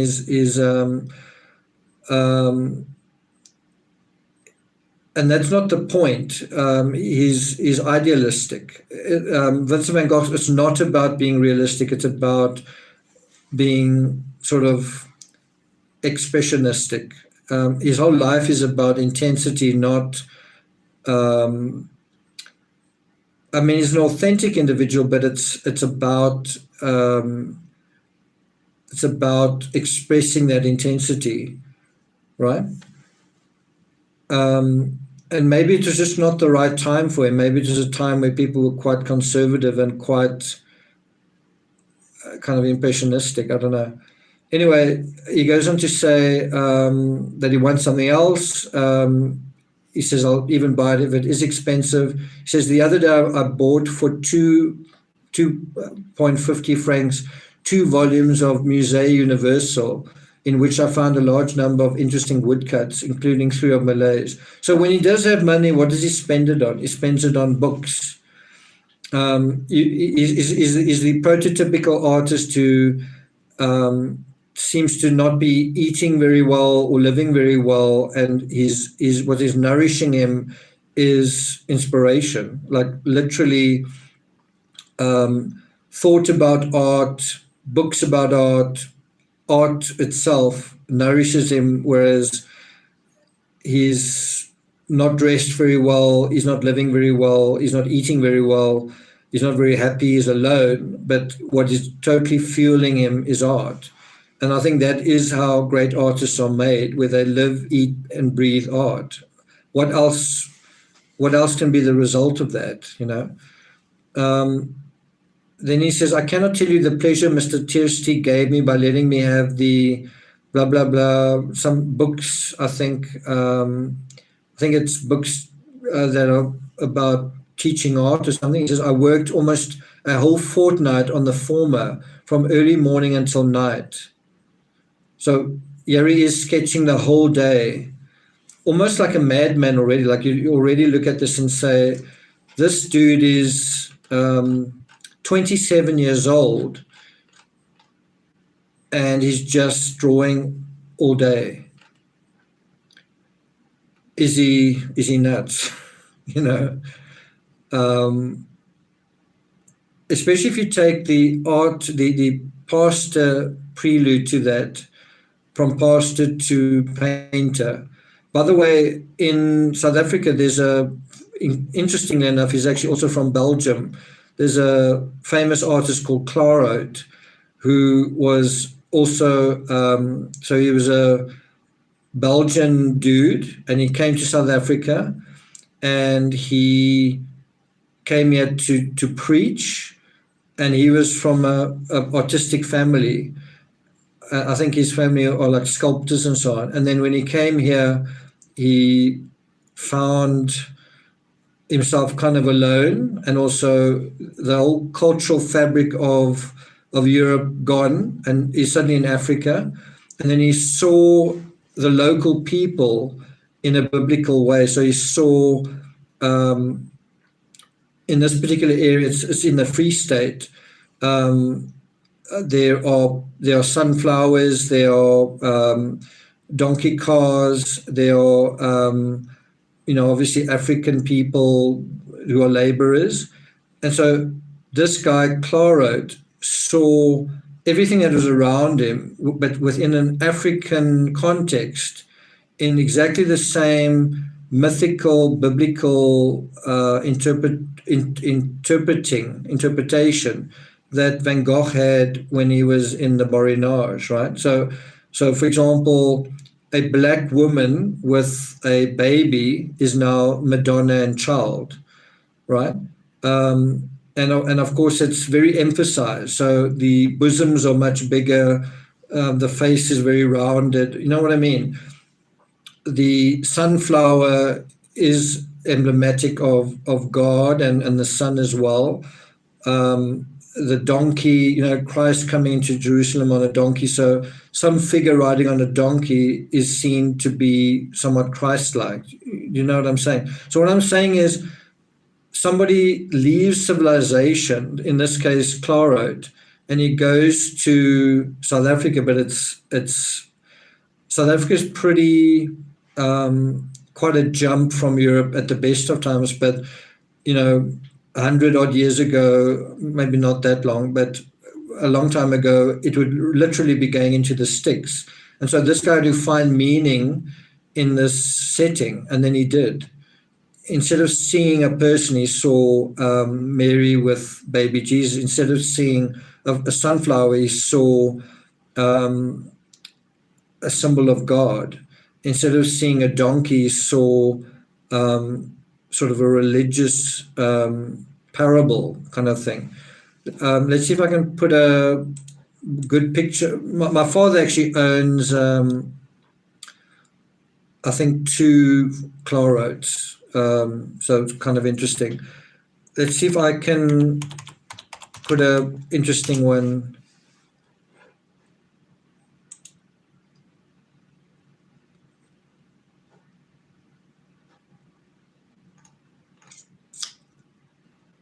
So this is, I guess, this is a good example of a Mary and Jesus type way of looking at it.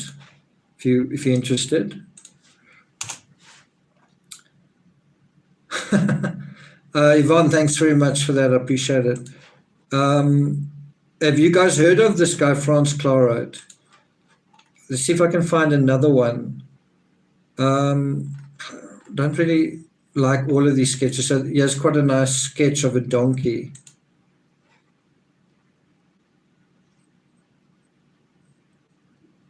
So this is a very, very simple sketch of a donkey with a sun behind it. But compare that sketch to the sketch that Vincent van Gogh did of the miners. Like, I would much rather have that donkey sketch in my home than the miners. Does that make sense? Like, although Van Gogh loved art, I think he was a terrible artist to begin with, like really, really terrible. Franz Claret, in terms of his figures, I think was a really good artist. Like, although it was kind of exaggerated, there's something very simple but profound about them. Let's see if I can find another one that I really like. Thanks, Susan. And all I'm trying to do is show you that it's happened before, where someone goes into a particular context and they try and find meaning in that context, and they do it through a kind of biblical interpretation.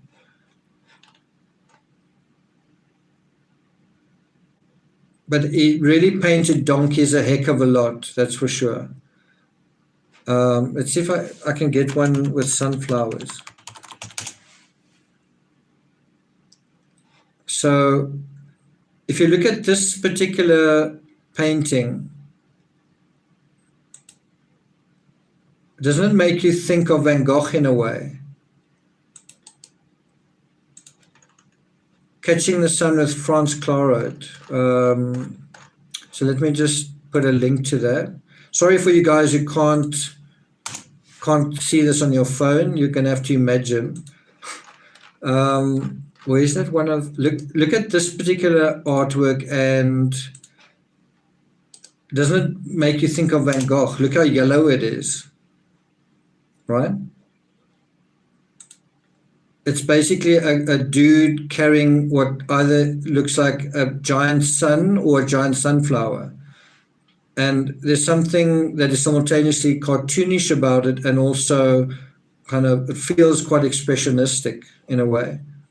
Do you guys see that? Ricardo says, could have put a basket of flowers like a saddle, but I guess coal was sacred. Blue Flame says, I had a client when I was a therapist who had a style like Van Gogh. He told me creating art kept his hallucinations at bay. When out of paper, he would draw on his hat, shoes, etc. Wow. Okay, so let's get back to the letter.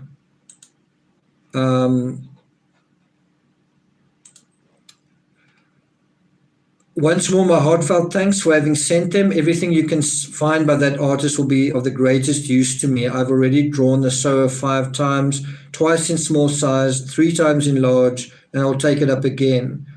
So did you catch that? I've already drawn the Sower 5 times, twice in small size, 3 times in large, and I'll take it up again. I'm so entirely absorbed in that figure. Then he says, whenever you write to me, which would be a very welcome distraction. You can see he's really lonely. He's like, I'm drawing. Please write me a letter. That'll be a great distraction from what I'm doing. Could you tell me something about the etchings by A. Legros? If I remember correctly, I saw a dozen of them in England. They were very beautiful. So from top to bottom, this letter is just art, art, art. And let me ask you a serious question. What's missing from this letter? What is missing from this letter?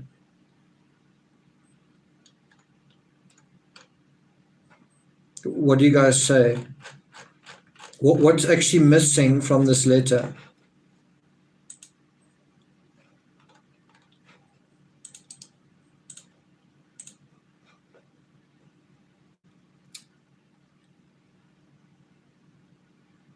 So a few of you are commenting on the chlorate. So I actually did an article on chlorate. I can maybe talk to you guys about that, like read excerpts from it, maybe in the next episode. But no, not the sign-off. Not the sign-off.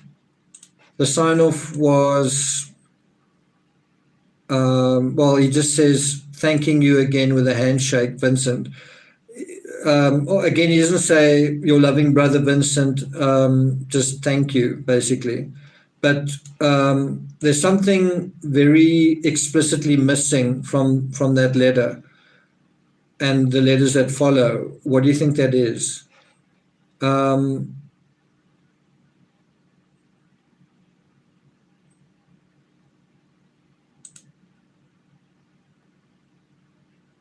Any ideas? Any thoughts?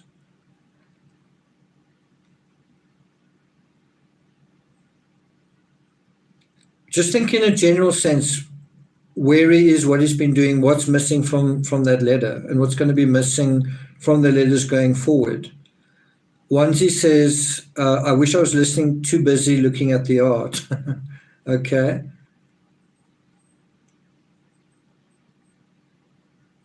Anyone else? So the question is, we're going through these letters and it's art from top to bottom. What isn't in his letters? What's missing? Terry Dean says the date. Ricardo says he lost track of needing money. It's not quite what I'm looking for. The letters are, I think, dated. Must I tell you what the answer is?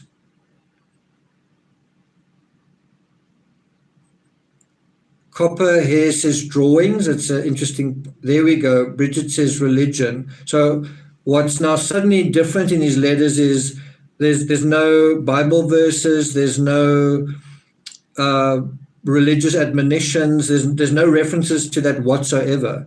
He's literally like that, gone from pastor to painter.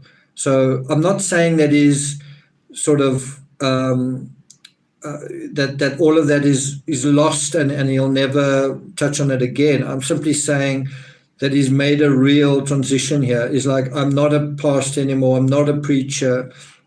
That's not who I am. That's not who I want to be. I'm now a painter. And you can see how he throws himself, hook, line, and sinker into that life. I'm now an artist, and now he's the same fervor he had as a preacher, reading the Bible, reading Greek, studying it, just being totally like a religious maniac. He's now kind of a painting maniac. He's painting the same thing over and over again. He's just send me more kind of thing. And so that intensity is now transferred to art, and that's going to come to like brilliant fruition, right? Certainly in his legacy, not in his lifetime. Yvonne Phillips says joy. So good one, Bridget. You're right about that. So the religious stuff is just missing now. There's no Bible verses. There's no real references to that. What he's just asking for over and over again is send me art, and I'm doing this art, and I'm doing this art. Let's look out in the next letter if there's any. As we go through this next letter, look if there's any reference to that. Okay, so here we go. this is the 24th of September, so not that long, about, what is it? About 2 weeks later that he writes this letter. So the pace is picking up with his letters to Theo, and so he writes the following. This is a really long letter. Okay, so he says, "Dear Theo, your letter has done me good, and I thank you for having written to me in the way you have. The roll with a new selection of etchings and various prints has just arrived. First and foremost, the masterly etching Le Buisson by Dubini and Raisdell. Well, exclamation mark. I propose to make 2 drawings in sepia or something else, one after that etching and the other after blah, blah, blah by Rousseau. Indeed, I've already done a sepia of the latter, but if you compare it with Dubigny's etching, you will see that it contrasts feebly, although considered on its own, the sepia may betray some tone and sentiment. I shall have to return it and tackle it again." What you can see coming through here is his enthusiasm. It seems like he's in quite a good mood. It seems like he's quite caught up in his latest sort of kind of frenzy. He's definitely seems to be in a good frame of mind. He's definitely got that like a fever going on, but a kind of a good fever that's making him feeling enthusiastic, excited, interested, kind of encouraged. He feels like he's starting on this path. He's starting to get momentum. He's enjoying it. He says, "I'm still working on Bach's Cruz de Dessin and intend to finish it before I go on to anything else. For both my hand and mind are growing daily, more subtle and strong as a result." So he's saying, "I'm already making progress. And I cannot thank Mr. Tierstig enough for being so kind as to lend it to me. The models are outstanding. Meanwhile, I'm reading one book on anatomy and another on perspective, which Mr. Tierstig also sent me. These studies are demanding and sometimes the books are extremely tedious, but I think all the same that it's doing me good to study them." So it's the same thing in a way where he was studying Greek and Latin and the Bible and whatever. Now he's studying art, and now that's tedious. He says, "So you see that I'm working away hard, though for the moment it is not yielding particularly gratifying results. But I have every hope that these thorns will bear white blossoms in due course, and that these apparently fruitless struggles are nothing but labor pains. First the pain, then the joy." Now, remember, like the thing that he says over and over again is in the middle of suffering, there's joy. And so again, you've got to compare this period of hardship and struggle, which he survives, which he comes through, and compare this to, bear in mind where he is here, he's completely alone. He's completely alone, he's drawing, and it's like he's starting over, and he's even aware that he says it is not yielding particularly gratifying results. So he's humble about it. He's realistic about it.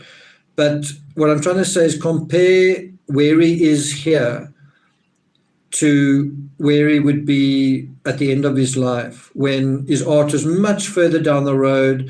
He was a much more accomplished artist. He was a much more skilled artist. He was far further along that road. What would he have to be suicidal about? He had something to be suicidal about here, right? Where he was in Orvez, he was staying in a hotel run by a whole family. He was surrounded by people. He had a friend down the road in Dr. Gachet. He was getting to know Dr. Gachet's family. His own family would just up the road in Paris. So he really had a much richer, more colorful, happier lifestyle in Orvez than he has right here. And so here, if he's a suicidal guy, why doesn't he commit suicide here? Because he's got a very strong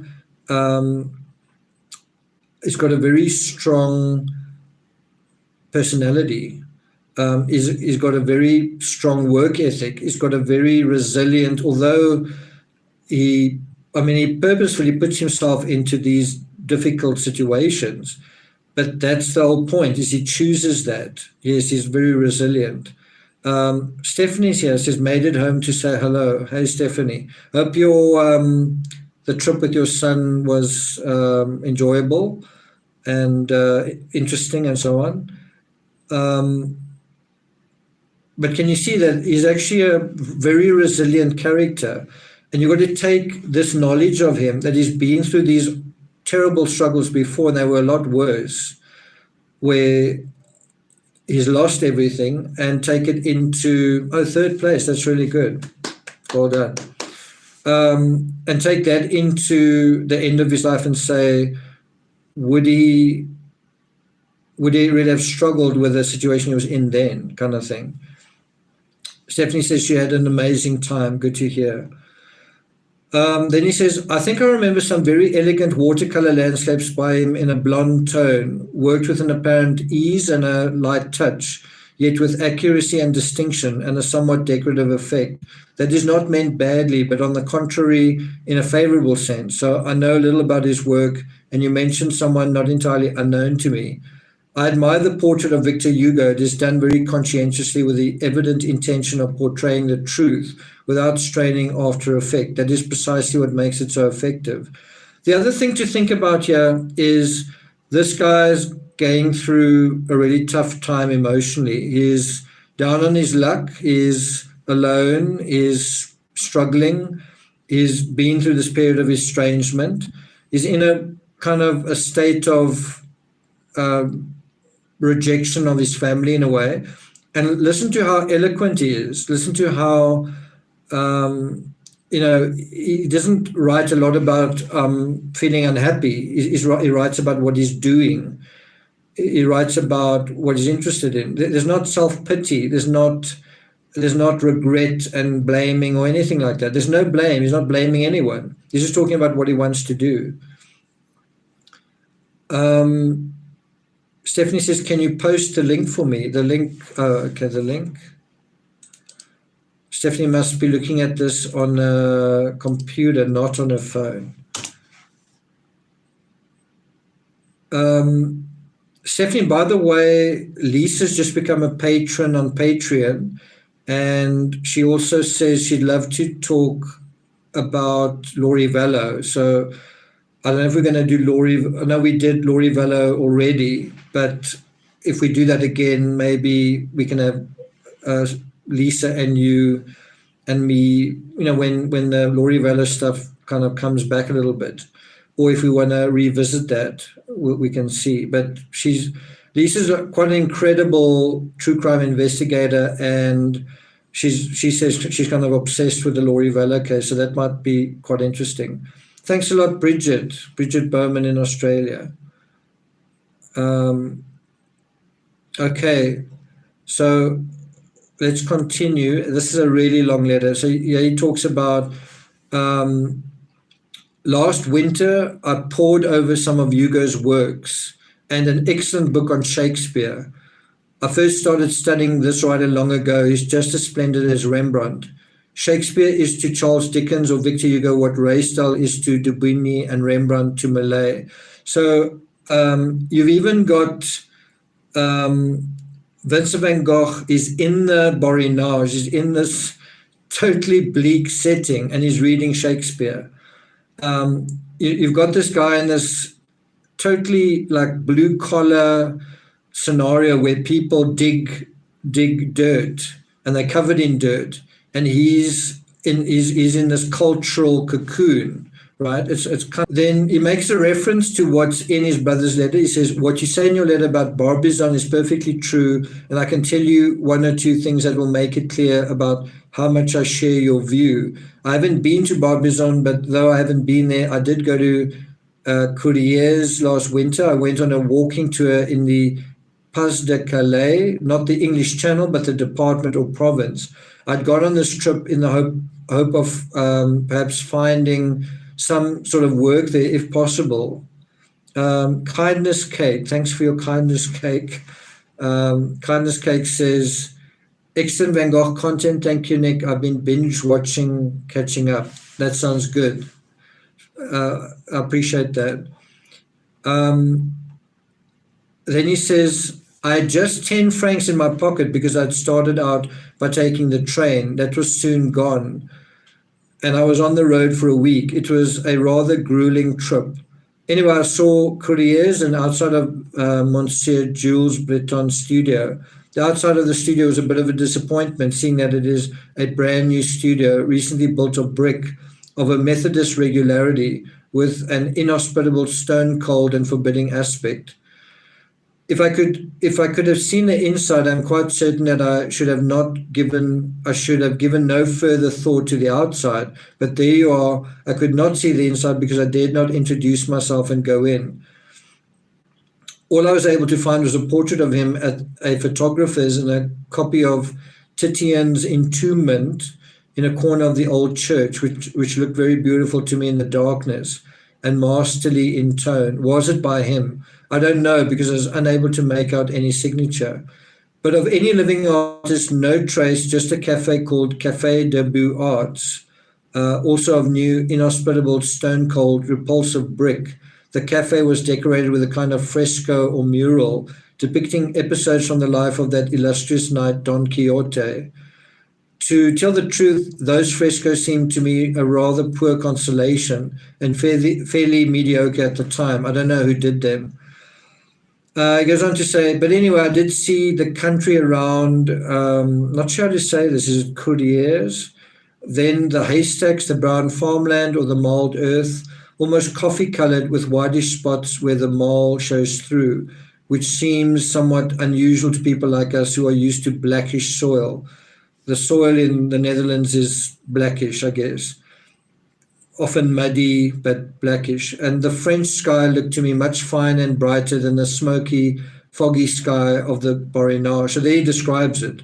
The sky is smoky and foggy all the time. What's more, there were farms and barns that, God be praised, still retained their mossy thatched roofs. So there's a quick reference to God, just that. The fact that there's still farms and barns and they've got their mossy thatched roofs, God be praised. That's the only reference to God. It's kind of been excised from his letters at this point. When I was in Europe in 2019 and I traveled from Portugal to France, I went by train and I thought I would see Europe, kind of a big mistake because you sort of see lots of railway yards. But there was a section through Spain that was definitely quite interesting, where you saw certain landscapes fleetingly because the train was moving really fast, like 200 kilometers an hour, whatever. And you saw, every now and then you saw like a ruined castle or whatever. But it reminds me where he talks about haystacks, the brown farmland, almost coffee colored. That's what I saw when I was there. I was quite surprised that Spain appeared so tawny. In my mind, I've always just thought of Europe as this green, foresty area. But of course, Portugal is also quite tawny, quite bushy as well in a way.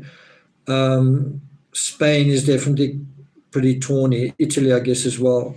Of course, as you go further north, it gets greener and greener and greener.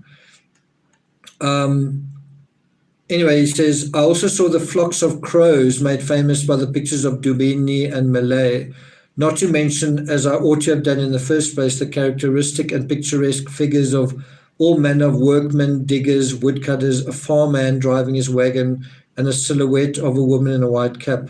Once again, you kind of get the sense that Van Gogh is pining for the old days. So even though he's in this industrial setting, he doesn't want to be there. He wants to be on the farm. He wants to be with the quacking ducks and geese. He wants to be with the pigs. He's talking about woodcutters and a farmman driving his wagon and a woman in a white cap. He's in a way caught up in nostalgia and sentimentality. Although he's wanted this experience of struggle, what he really wants is this return to nostalgia. He wants the old world. Do you get that? He's pining for the sort of prototypical village, from the past 1,000 years, like the butcher, the baker, the candlestick maker, the whole Pinocchio type setting. He's pining for that. He's pining for kind of a fairy tale. He tried to jump into the industrial gears of the time and hated it, I guess. He tried to be a Dickensian character and found that didn't quite work for him.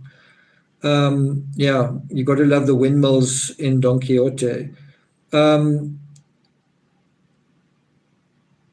You can imagine if he's reading Shakespeare that his idea of things is becoming Shakespearean.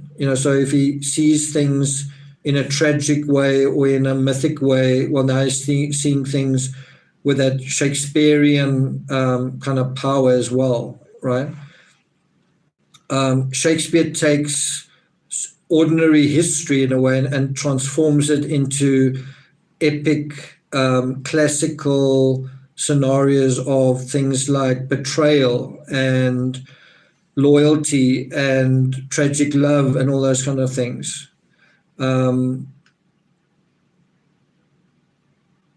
Then he says, I saw the day, what does he say? There were no women workers in men's clothes as in the Borinage, just the miners looking tired and careworn, black with coal dust, dressed in ragged miners' clothes, one of them in an old army cape.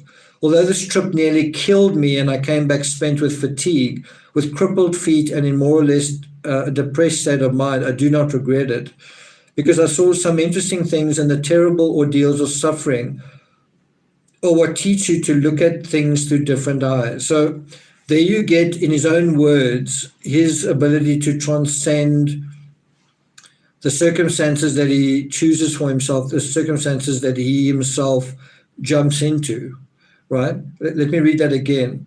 So he comes out of a situation. He's talking kind of about an anecdote.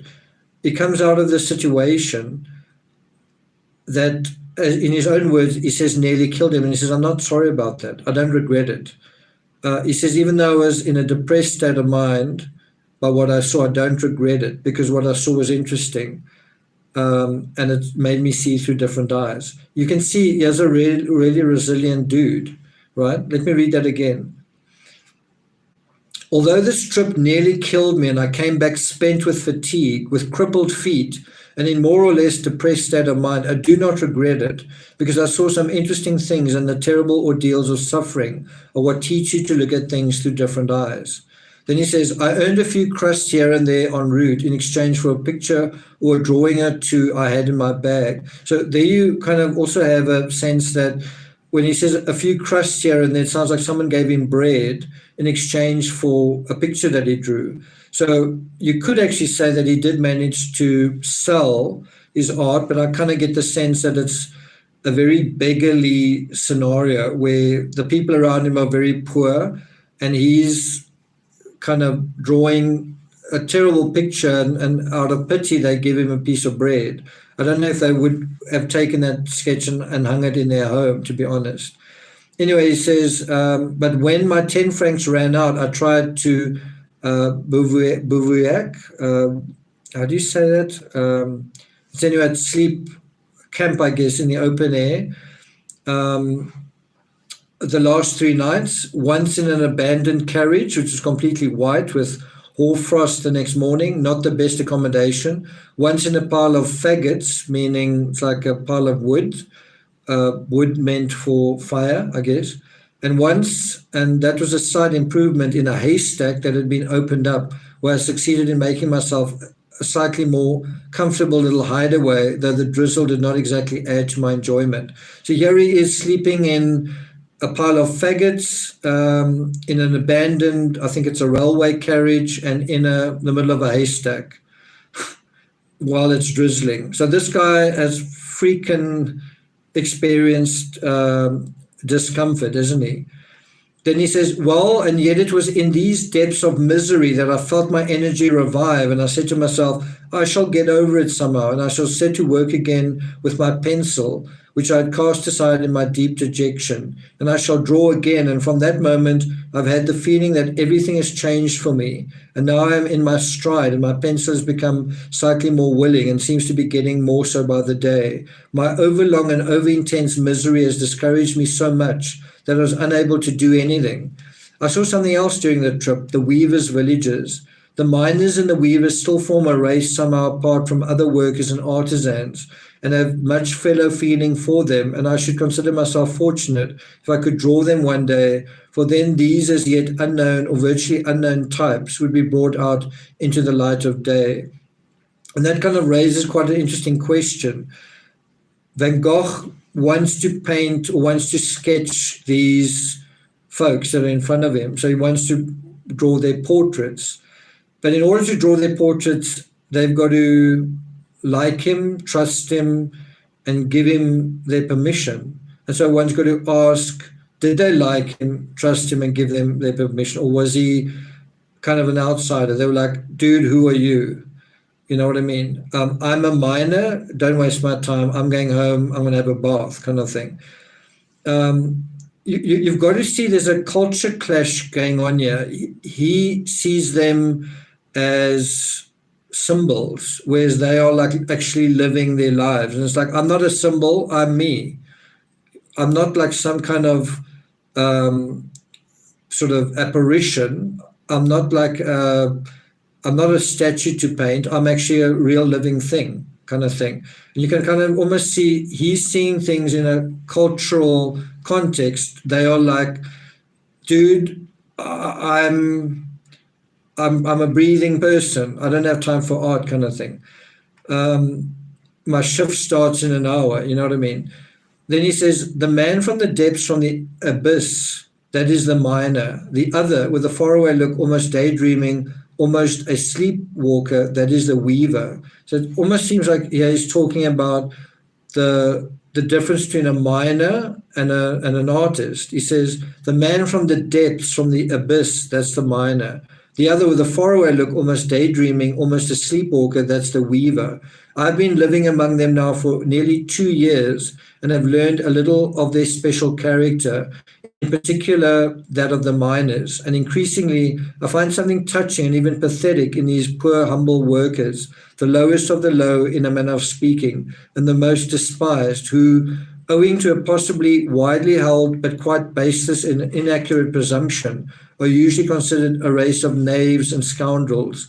Knaves, drunkards, and scoundrels may be found here, of course, just as elsewhere, but the real type is nothing at all like that. And so I think he finds a bit of a sense of comfort in the people that he is surrounded by are kind of how he sees himself. He sees himself as poor, humble, and lowly. And although he admires that, he's nevertheless is that. He's kind of unemployed. He's a disappointment to his family. He's kind of a disappointment to himself, but he's surrounded by people who are struggling. That's their job, though. And so in a sense, he feels, I think, a little bit of comfort. You can imagine him being perhaps a lot less happy if he was in a situation where there were a lot of young people who were all going out every night and they were incredibly happy, which is, I think, a little bit like he felt in All, where he's in the yellow house and he's waiting for Gogh to join him. Meanwhile, people are, couples are walking around and people are doing their thing. And I was in All, and I was in All kind of essentially by myself. And it is quite a romantic place. And you sort of feel this really needs to be shared with someone. And so if you don't, you feel that loneliness quite strongly. And I think if you want to experience the loneliness of Van Gogh, travel through France alone to the places he went to, like Arles and Anvers. If you travel with someone to the places he experienced, it might be fun, might be enjoyable, but you're not going to get the sense he got, which is you're seeing these beautiful scenes and towns and settings, but you seeing them alone. And does it really matter if you capture them or not? How do you share them? If you can't sell your art, are you capturing them? Are you selling them? Are you sharing them? You know what I mean? Let's just look at some of your comments. Stephanie says maybe he didn't get much practice because his portraits weren't his best work. His self-portraits were pretty good, but good point. Ricardo says hopefully the haystacks is symbolic for Vincent of the dawn's rays to get awoken from the misery. Bridget says, this is not a man who just gives up. He's hardcore, not suicidal. He's such a strong-minded fellow, quite remarkable. So you must see that he's in a struggling scenario way back like 10 years earlier. And, when he was working in London, he wasn't terribly happy. That was a struggle as well. When he worked as a school teacher in Ramsgate for no money, that was a struggle as well. The whole thing was a struggle. So you can't suddenly say, oh, Yari is a struggling artist, he couldn't handle it. Of course he could handle it. He'd been handling it his whole life. His whole life was struggle, and he kind of wanted struggle. He embraced struggle. Tommy says Van Gogh was Anderson Cooper in 1890. I don't know what to say about that. Kindness Cake, his very evident passion is both wretched and delightful. Yeah, no, that's true. He's so intense that it's kind of amusing. It's kind of tragic and amusing. It's kind of impressive and frightening in a way, almost troubling. Inaccurate presumption, and there you have it. Bridget says, an outsider in all, well, everywhere really, but particularly in all. It's wonderful to hear of your experiences in the same places Vincent went. There was one day, I think it was my last day in all, I went for a walk to that drawbridge that he painted. And, I didn't know what to expect. You're just walking around, and I'm trying to... and I don't mean this in the way you often see on YouTube. I don't mean like I'm a psychic or a mystic or a whatever, but I was trying to channel Van Gogh. When I say that, I just mean I'm there and I'm trying to feel the sunshine, and I'm trying to just see elemental things like the wind blowing over the grass and the sun on it's now called the Pont Van Gogh, the channel of Van Gogh. But I'm just trying to see the very basic things and wondering if he saw them and how he saw them. And there was this moment where I was looking at this bridge, and then I think a lot of Japanese tourists got off there, and I was like, okay, I'm going to walk somewhere away. I want to be alone, kind of thing. And then I walked somewhere away, and I was just sort of, I was just, what's the word? Not stumbling, but I was just sort of walking, not purposefully, just walking in a casual way in that sort of area, not in a focused way, but also not inattentive, just in a state of absorption, I guess. And then I just noticed, and this was in May 2019, so early summer, the sun shining on this grass, and the grass heads were all sort of almost ripe, and then the wind blowing over this really rich carpet of grass. And I found it like incredibly beautiful. I was like, wow, this is stunning. And it was so stunning that I lay down in that grass for quite a long time. And then it suddenly hit me, well, you should really record this. And so while I lay in the grass, turned my phone on, and I sort of, from the perspective of looking up at the sky, sort of captured the grass kind of doing this. And and I put it on Instagram. But even if you look at it today, there's something absolutely magical and beautiful about it. The golden sun on this green grass, turning the green grass gold in the middle of the day. And I thought that was really channeling Van Gogh. I thought that was something that truly moved me and was truly magical. And it was right there where he painted that drawbridge.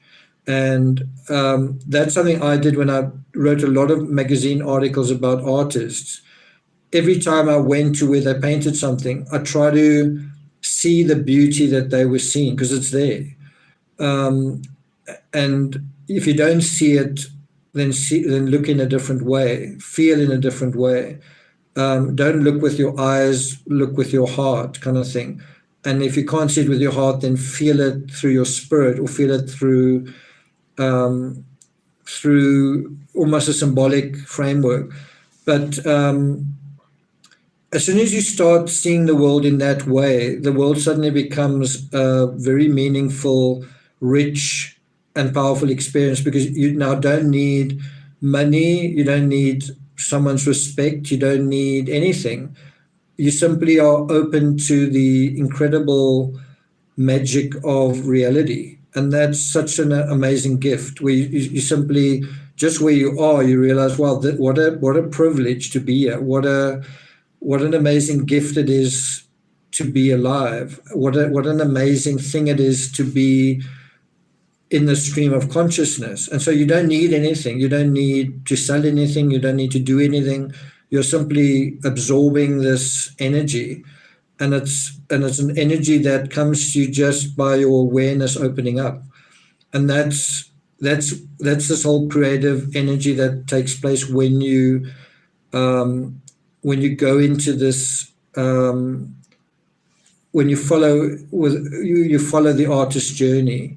When you follow the artist's journey for long enough, you start to see what they saw. You start to live what they lived, and that can be quite powerful. I've written a lot about true crime, and you get a little bit of the visceral sense of life being extinguished. But the opposite of that is life being renewed and refilled, and the invigoration, the invigorating power of life being restored through the artist's sense of meaning, beyond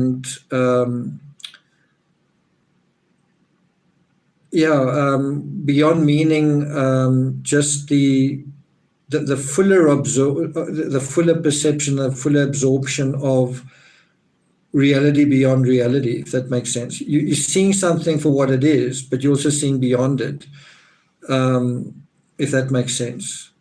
You're seeing the color that is inside the landscape. You're seeing the play of light over the landscape. You're just getting so much more perspective on the ordinary, which makes the ordinary extraordinary. Yvonne says nature is stunning for sure. Thanks, Wanzi. Thanks for that. So this is where Vincent van Gogh is going in his life, and it starts in such a dark place. It starts in the most bleak place, and that is what is so amazing. It's almost like in this bleak landscape, a star starts twinkling, and that star becomes the world's most beloved artist, right? I'm just going to put this on because I'm getting a bit cold. I actually bought this hat in France, in Chamonix. So this hat actually comes from France. Okay, so he goes on to say, you refer vaguely in your letter to my coming sooner or later to Paris or its environs, if it were possible and if I wanted to. So it sounds like Theo has invited his brother to Paris, almost like, dude, get out of there. The art is here, the culture's here, get your ass here.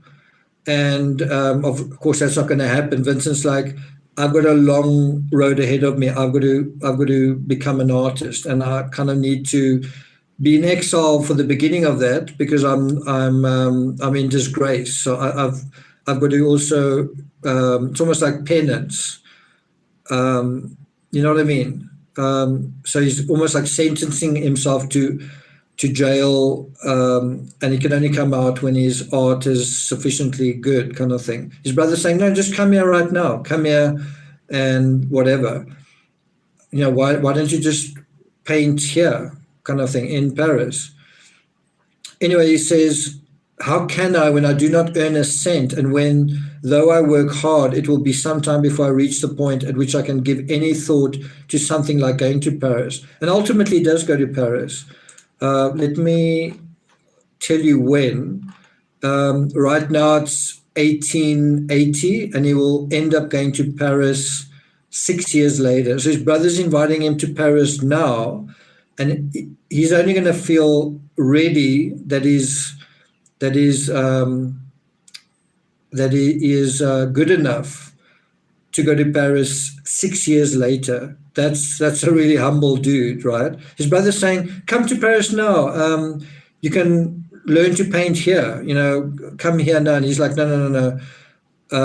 When I'm ready. And so 6 years later, in February, he would actually unexpectedly come to Paris.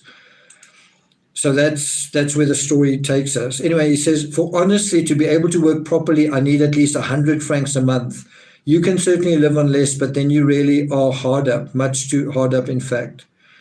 Poverty stops the best minds in their tracks. And interestingly, he doesn't even quote the Bible. He just says the old fallacy saying goes. I think that's also a really good comment that he makes, is that he says, although that's got some truth in it, it's not entirely true if you understand its real meaning and import. He says, for the moment, I do not see how it could be feasible, and the best thing is for me to stay here and work as hard as I can. And after all, it is cheaper to live here. So once again, he's saying, he's being practical. He's saying, I can't come to Paris. I couldn't afford it. And don't look after me, and I don't want anyone to look after me. I've got to get myself out of this situation. I've got to pay my own way, right? Again, a very resilient character. His brother's not only offering him an olive branch, but offering him an exit. He's saying, get out of there, come here, I'll look after you. And he's saying, no. I've got to look after myself, and I've got to sort myself out. Again, he's able to transcend his own suffering, right? The other thing just to emphasize is the biblical stuff is completely excised from his letters. He virtually doesn't mention it at all. If you've been following all of these episodes, there were quite a few entire episodes where it's almost just it's almost like the entire letter is just sort of biblical stuff. And you've got to like skip through, and you know, it's just like, I went to this church and I went to that pastor and I heard that sermon and I went to that graveyard, and over and over and over again. Now it's all gone. Now it's art. And now he's talking about the difficulty of poverty, and he's saying, even that's not going to hold me back. I'll stay here and I'll draw. And, you know, that's what he's kind of saying. And so, although money was an issue in his whole life, it wasn't the issue that a lot of people think it was. Certainly wasn't an issue for him. Then he says, at the same time, I must tell you, I cannot remain very much longer in the little room where I live now. It is a very small room indeed, and then there are the two beds as well as the children's and my own. And now that I'm working on Barg's fairly large sheets, I cannot tell you how difficult it is. Oh, so it seems like he's, has he moved? I don't know, it seems like he's living with a family. It's the first time he's referred to them. So just see what he says here. Where was I? So he's staying in a very small room. He says, I don't want to upset these people's domestic arrangements. They've already told me that I couldn't have the other room in the house under any circumstances, not even if I paid more, for the woman needs it for her washing, which in a miner's house has to be done almost every day. So it seems like he's living with a miner's family at this point. In short, I should like to rent a small workman's cottage. It costs about 9 francs a month. I cannot tell you, though fresh problems arise and will continue to arise every day, I cannot tell you how happy I am that I've been taken up drawing again. So again, despite his circumstances, he's really happy. Stephanie's just posted a link to my Instagram. If you just go back to May 2019, you'll see, because it's all on there, my trip through France. So check it out.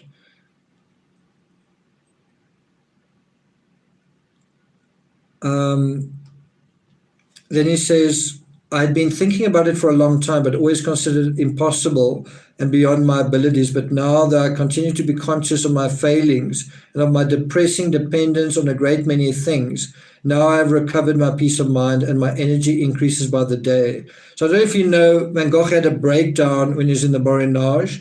Now he is he says, I'm recovering my peace of mind, my energy is increasing by the day. And he also admits that although he's always loved art, he's always felt like he's not good enough. And it's taken him essentially 7 years to realize, I could do this, I could be an artist. So again, it shows you what a modest fellow he is as well. As far as coming to Paris is concerned, it would be of particular advantage to me if we could manage to establish contact with some good and able artist. But to be quite blunt about it, it might only be a repetition on a large scale of my trip to Courrières, where I hope to come across a living example of the species artist and found none. For me, the object is to learn to draw well, to gain control of my pencil, my charcoal, or my brush. Once I've achieved that, I shall be able to do good work almost anywhere, and the Borinage is as picturesque as Old Venice, as Arabia, as Brittany, Normandy, Picardy, or Brie. Now, I've got to say, I disagree with that. He's saying, I don't know why you want me to come to Paris. The Borinage is as beautiful as Old Venice, as Arabia, as Brittany. No, I don't know if I agree with that, Vincent, sorry. A coal mine dump is as beautiful as Brittany. No, I don't think so. But that's what he says. Should my work be no good, it will be my own fault. But in Barbizon, you most certainly have a better chance than elsewhere of meeting a good artist who would be as an angel sent by God. That, I think, is a rare reference to God, where he says, a good artist is like an angel sent by God. And isn't that a fascinating way to describe an artist as a divine interloper, as somebody who has a divine connection, as someone who's the special messenger that is able to see into a different realm, as knowledge of a different realm. Isn't that an incredible way of seeing it? And that is how he sees it. That's what he wants to become. He wants to be a good artist that seems like an angel sent by God. And if you think about Starry Night, and you think about even Wheatfield with Crows and some of his other paintings, there is something trembling and magical about it. If you watch Loving Vincent, there's something in those landscapes where the oil painting actually moves that feels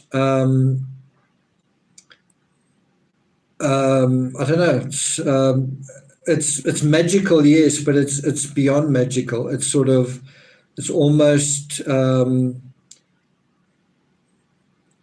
divine. There's almost a divinity about it. There's almost a much deeper human message, a soothing, in the way that a cartoon reflects the essence of the human condition. So whether it's Bart Simpson or Mickey Mouse or what's that, Hogs, with the little boy and the tiger, Calvin and Hobbes. Is it Calvin and Hobbes?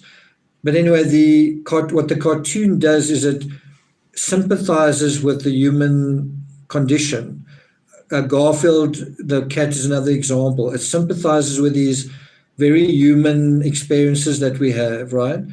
And art can do the same thing in a just a more complex way. It's a more complex weaving of a cartoony thing, if that makes sense.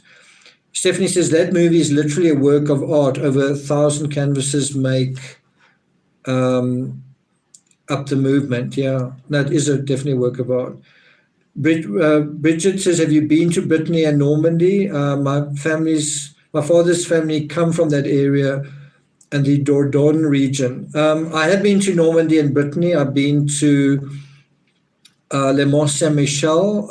I was there in 1997, which seems really long ago. I slept actually on the Mont Saint-Michel. It's like a castle. I slept in a courtyard. I can actually show you guys photos if you're interested. I also slept with, I didn't sleep with a girl, but I slept with a girl next to me in the garden of a hotel kind of overlooking the Mont Saint-Michel. Nisi, so sorry I missed this live tonight. Can't wait to catch the replay. Your time and hard work is always appreciated. Thanks very much, Nisi. So anyway, to answer your question, Bridget, I did go to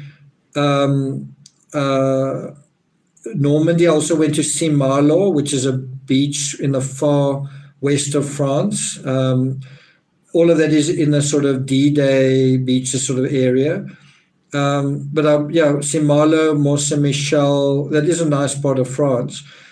I also for a very long time ate French butter that comes from that area.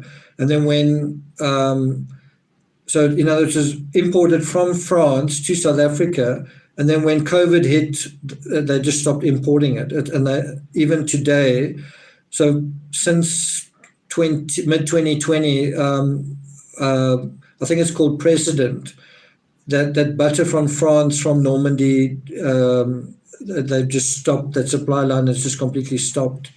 So a little bit sad about that. It was a really nice butter. Okay, so that's answering that question. So then he says, meeting a good artist would be as an angel sent by God should such a happy meeting take place. I say this in all seriousness and without exaggeration. So if sometime or other you should see the means and the opportunity, please think of me. Meanwhile, I'll stay here quietly in some small workman's cottage and work as hard as I can. That's something that he keeps emphasizing to his brother is I'm working hard, I'm working hard. It's almost like he's saying to his brother, I recognize that I'm a failure. I recognize that I'm not a success in the eyes of the family, of our family. I recognize my status is low, but I'm working hard at it. You know what I mean? I recognize that I've fallen from grace, but I'm working hard. I can't do more than that. I can't do more than work as hard as I can. And that is another way you see his resilience, where he says, it doesn't matter all of what, where my status is and what the family thinks, it doesn't matter. What matters is that I'm working and I'm doing the best I can, and that's enough. And it was enough. In fact, it was so enough that his art became the seminal art of the modern era kind of thing. Then he says, you mentioned Meyron again. What you say about him is quite true. I know he's etching slightly. If you want to see something curious, then place one of his meticulous and powerful sketches next to a print by Viollet-le-Duc or anyone else engaged in architecture. If you do, then you will see Meyron in his true light, thanks to the other etching which will serve, whether you like it or not, as a foil or contrast. Right? So what do you see? This. Listen to this. Even when he draws bricks, granite, iron bars, or a railing of a bridge, Meyron puts into his etching something of the human soul, moved by I do not know what inner sorrow. Quite incredible, eh? Let me read that again. Even when he draws bricks, granite, iron bars, or the railing of a bridge, Marion puts into his etching something of the human soul. So let me see if I can find a artwork by this artist that he's talking about. I think it's maybe this. Is it this one?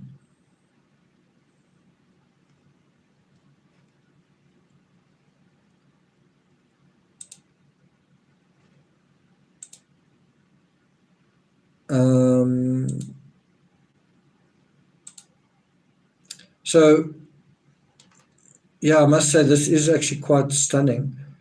So this is the Exchange Bridge at Paris, and yeah, you actually see birds that remind you a little bit of Wheatfield with crows. Have a look at this.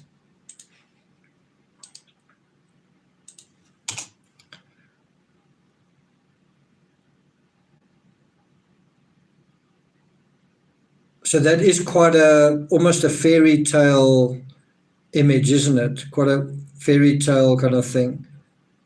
Bridget says, I'm so happy he became his own man and didn't let his family's disapproval affect him for very long. He stood alone and strong.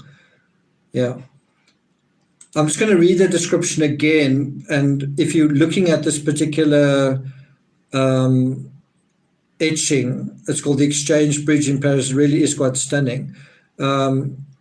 Think of these words. So he says, even when he draws bricks, granite, iron bars, or the railing of a bridge, he puts into his etching something of the human soul, moved by I do not know what inner sorrow. Quite amazing, right?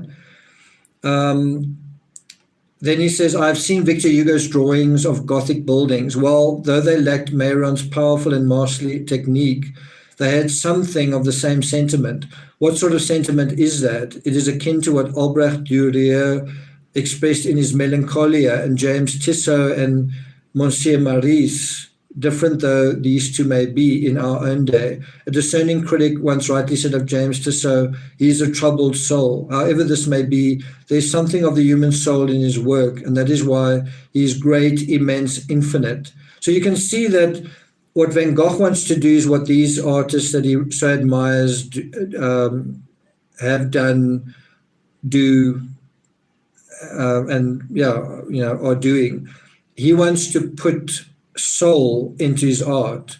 And if you think about that, thanks a lot, Ricardo.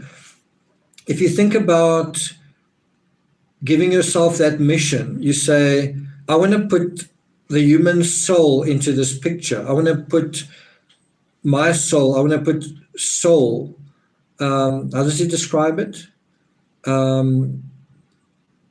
He puts into his etching something of the human soul, moved by do not know what inner sorrow. How do you do that? Like, how do you, if that's what your intention is, it's like, well, here's a piece of paper, here is a pen or a pencil. Do you have a pencil here? Here's a magic marker. Now, draw a picture and put the human soul into that.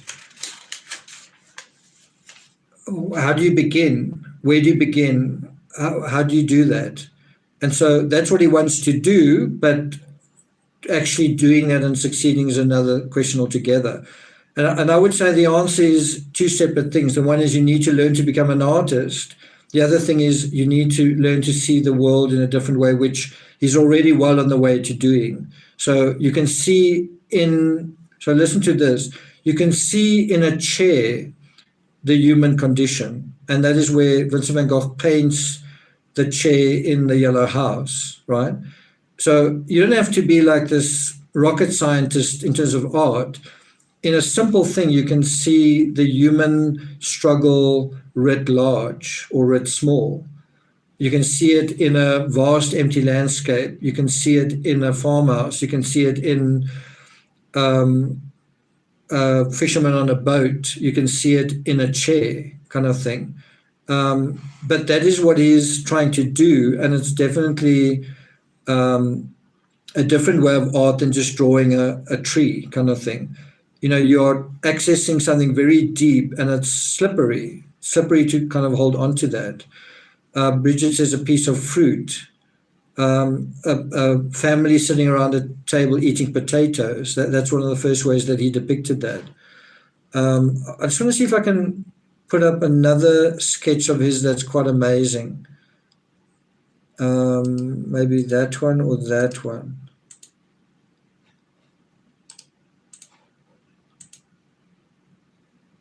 Native Barnes. So this is by that same artist, Marion, and it's just huts. And this is kind of just where was this? Is this New Zealand? Banks Peninsula. I'm not actually sure.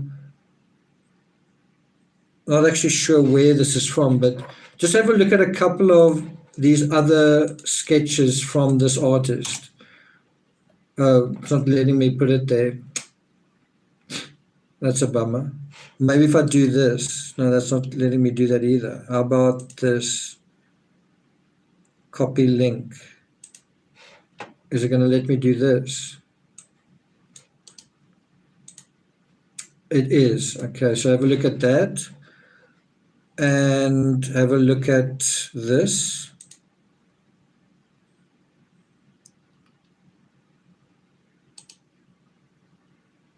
Look at the people in the foreground and look at the kind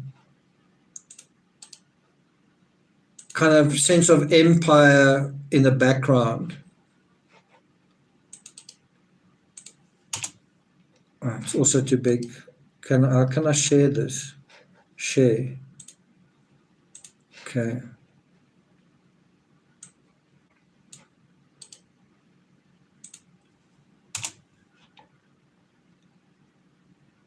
Dedzista says Vincent's picture of the chair. Do you want to see that? Do you know what I'm talking about? But I mean, that is true.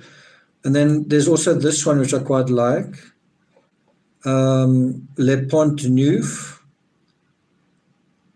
What's nice about this is you see the scale of endeavor. You see the scale of a construction by a person compared to the actual person. And bear in mind, we're used to skyscrapers and cities and all that now, but in 1880, the Eiffel Tower didn't even exist. And as far as I know, the Eiffel Tower was actually the tallest structure for a while in the world.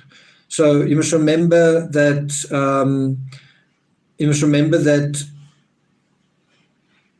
The scale of engineering then was starting to become quite mythic. Van Gogh didn't really paint much in the way of cityscapes in the end. I mean, he did paint it a little bit, but not this sort of thing. Dedzista says, I was thinking of it when you were describing something. Once he said, how do you paint what you feel? It is possible, I guess, if you're in the moment and putting the mind aside. I think let's say you're painting a chair and you say, how do you paint what you feel?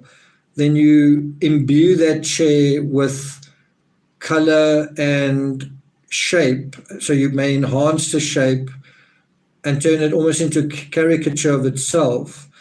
And that is giving a sense either, so you could give a shape, you could give the shape to a chair more rounded if you're feeling generous. And if you're feeling that the walls are harsh space, you might make the edges of the chair more sharp and rigid. You know what I mean? You you can use colors to imbue your subject with the mood that you're in. So you can make it sort of kind, soft yellows and greens, or you can make it hard reds and blacks and whatever kind of thing. Yvonne says, and that's why Vincent felt the need to suffer so it could come through in his art.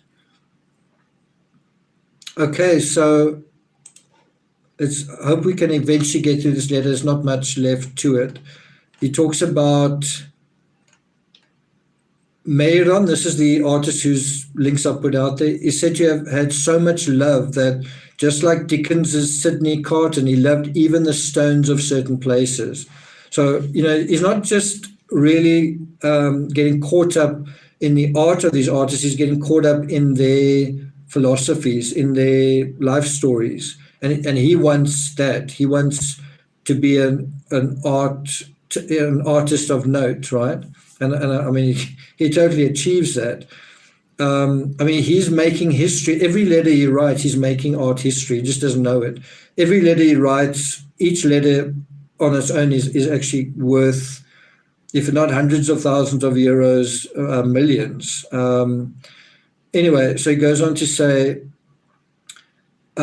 he loved even the stones of certain places, but in Malay, in Jules Breton, in Joseph Israel's, the precious pearl, the human soul, is even more in evidence and better expressed in a noble, worthier, and if you will allow me, more evangelical tone. So that's quite an interesting point he makes, and I've got to say I agree with him. He says, although Marion has got this connection, he says he loves the stones. In these other artists, Millet, Breton, Israel's, he captures the human soul in more simple settings. It's not like spectacular surroundings like bridges and symbols of empire and symbols of civilization, but in these farming, in these pastoral settings, right? And he says there's something more evangelical about it, like someone reaping or harvesting or farming or what do you call it, plowing or kind of sowing seeds, or you know what I mean, a peasant bent over with their hands in the ground kind of thing. You see something far more emphatic in that than in someone standing on a bridge kind of thing. And I agree with it. He says, but to return to Meyron, in my view, he also has a distinct kinship with Jonkind and perhaps with Seymour Hayden, since at times these two artists have been extremely good. So what he's doing is he's studying art, he's studying artists, he's making art, and he's trying to figure out what do I like and what don't I like. In other words, he's negotiating, he's interrogating his own identity, his own identity as an artist. And that's exactly what he needs to be doing. He says, just wait and perhaps you'll see that I too am a workman. Though I cannot predict what I shall be able to do, I hope to make a few sketches with perhaps something human in them. But first I must do the bark drawings and other more or less difficult things. Narrow is the way and straight the gate, and there are only a few who find it. That's kind of a biblical thing, but he doesn't even go that way. He doesn't like quote a Bible verse. He just says it in a very colloquial way.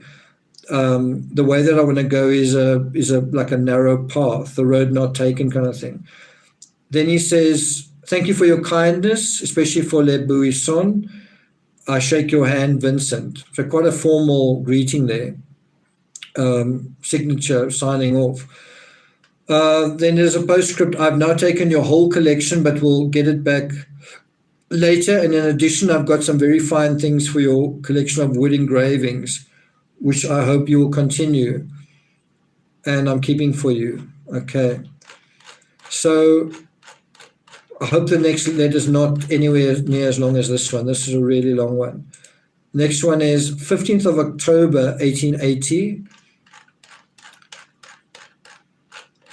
So I think we'll read that letter. I want to try and get through 1880. Then there's the 1st of November, 1880. And then we're done. Then it's January 1881.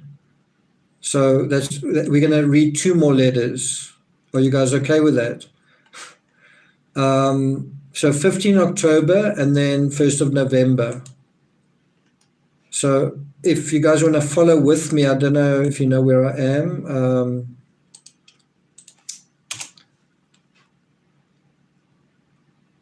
Stephanie says his sermons seem to be toning down a bit. Absolutely. And I agree with you. Woohoo. I was like, at one point I was like, I think we need to skip a header here. I can't go through all of this.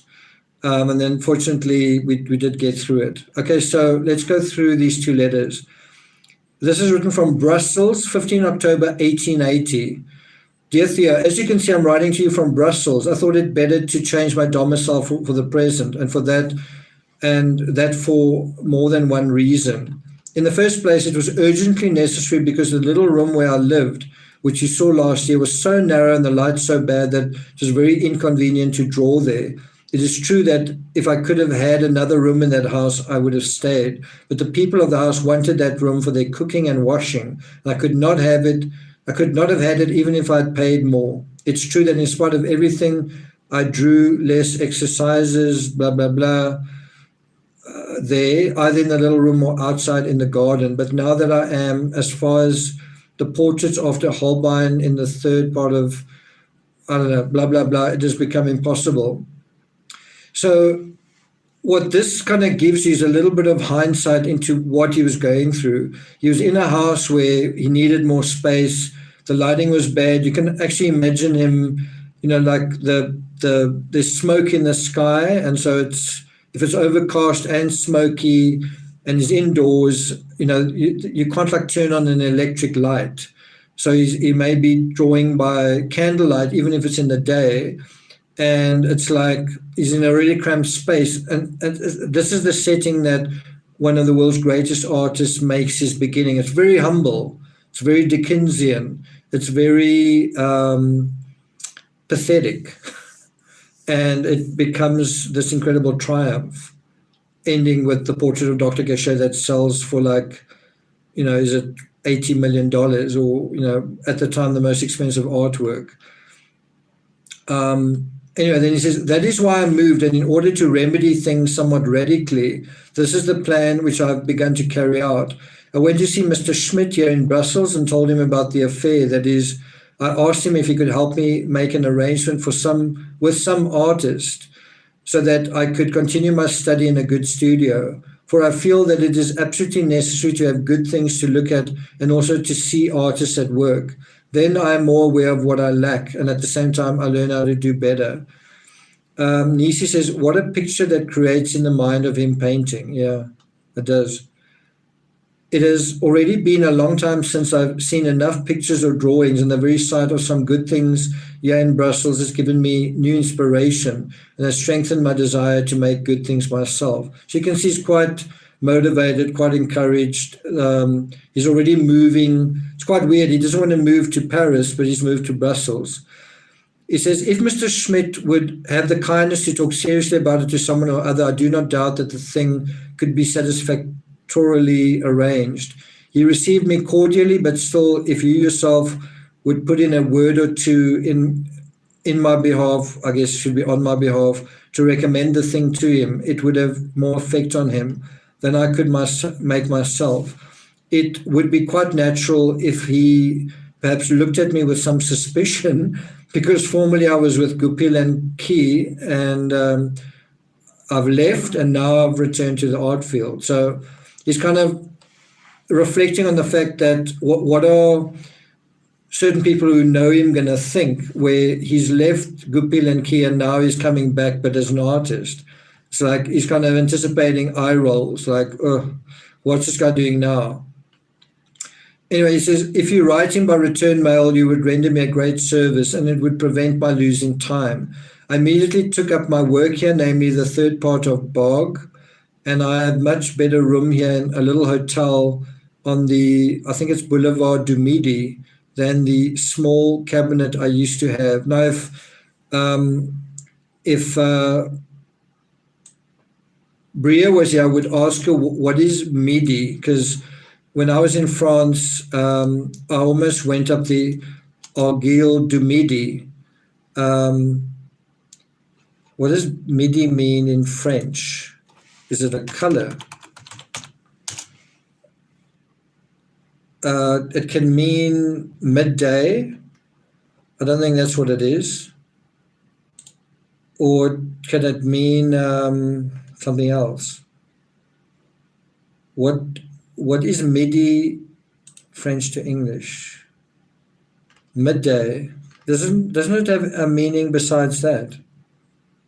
Middle of the day. Boulevard de Midi, so boulevard, the middle of the day. That doesn't sound right. Anyone else know? Middle. Maybe it just means the boulevard in the middle, or mountain in the middle, maybe. Okay. Makes sense. Father wrote me that for the present, I may count on receiving 60 francs a month through his intermediary. So he's getting some pocket money from dad. I'm getting 60 francs a month from dad, which actually is coming from his congregation. You can imagine, well, I don't know if it did happen, but you can almost imagine Vincent's father saying, we need to take up a collection. It's for the poor, it's for the downtrodden, it's for those in the shadow of darkness or whatever. And he's actually thinking of his own son, right? So he's maybe appealing to his own congregation. We need money, guys. Can you please just make a contribution? It's for the bungled and the botched. It's for the failures. And he's thinking, and my son. And so anyway, he's sending his son 60 francs a month. But as I say, I'm sure that's money actually from his congregation, kind of thing. Anyway, there are several young men who are beginning to study drawing and are in the same position of not being rich either. The thing that gives one strength in such circumstances is not to be always alone, but to be in contact and relation with others in the same position. I've got to say, he's very right about that. I've been thinking about that in two areas. I've been thinking about support and also being alone. I must say, where I am right now, the people close to me that I've asked for support, I just haven't gotten it. I'm talking about not in sort of digital communities, but in my real world, in my private life, where I've like literally said, I need some support. I need, kind of thing, and just not gotten it. Like just literally kind of thing. That's definitely pretty hard to it's a hard realization to go through. Anyway, I totally agree with him where he says, the thing that gives one strength is not to always be alone. The other side is, I think you've got to, if you in that situation of struggle and you need support, you've got to ask for it. You've got to reach out. You've got to, you don't just like expect support or wait for support. You've got to reach out for the support. So that's the other side of it. As I say, it's not very nice when you do that and it doesn't really happen. Anyway, then he says, the thing that gives, he says, so you see, this is my great desire, that through Mr. Schmidt, I may have some chance to make the acquaintance of some of the young artists here. At last, Vincent, that is what you've needed to do. You need to mix with the young folk that are like you, that have a similar attitude, if you can actually find them. The question is, aren't they going to be a lot younger than him? He's 27. If they're starting out as artists, they might be 20, 22, whatever.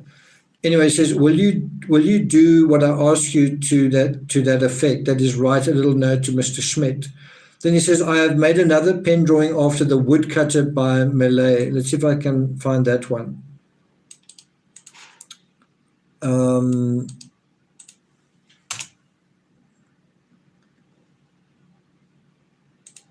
So I'll show you the one that Van Gogh did. The woodcutter after Millet. So where is it? Oh, there it is. I don't think it's terribly good.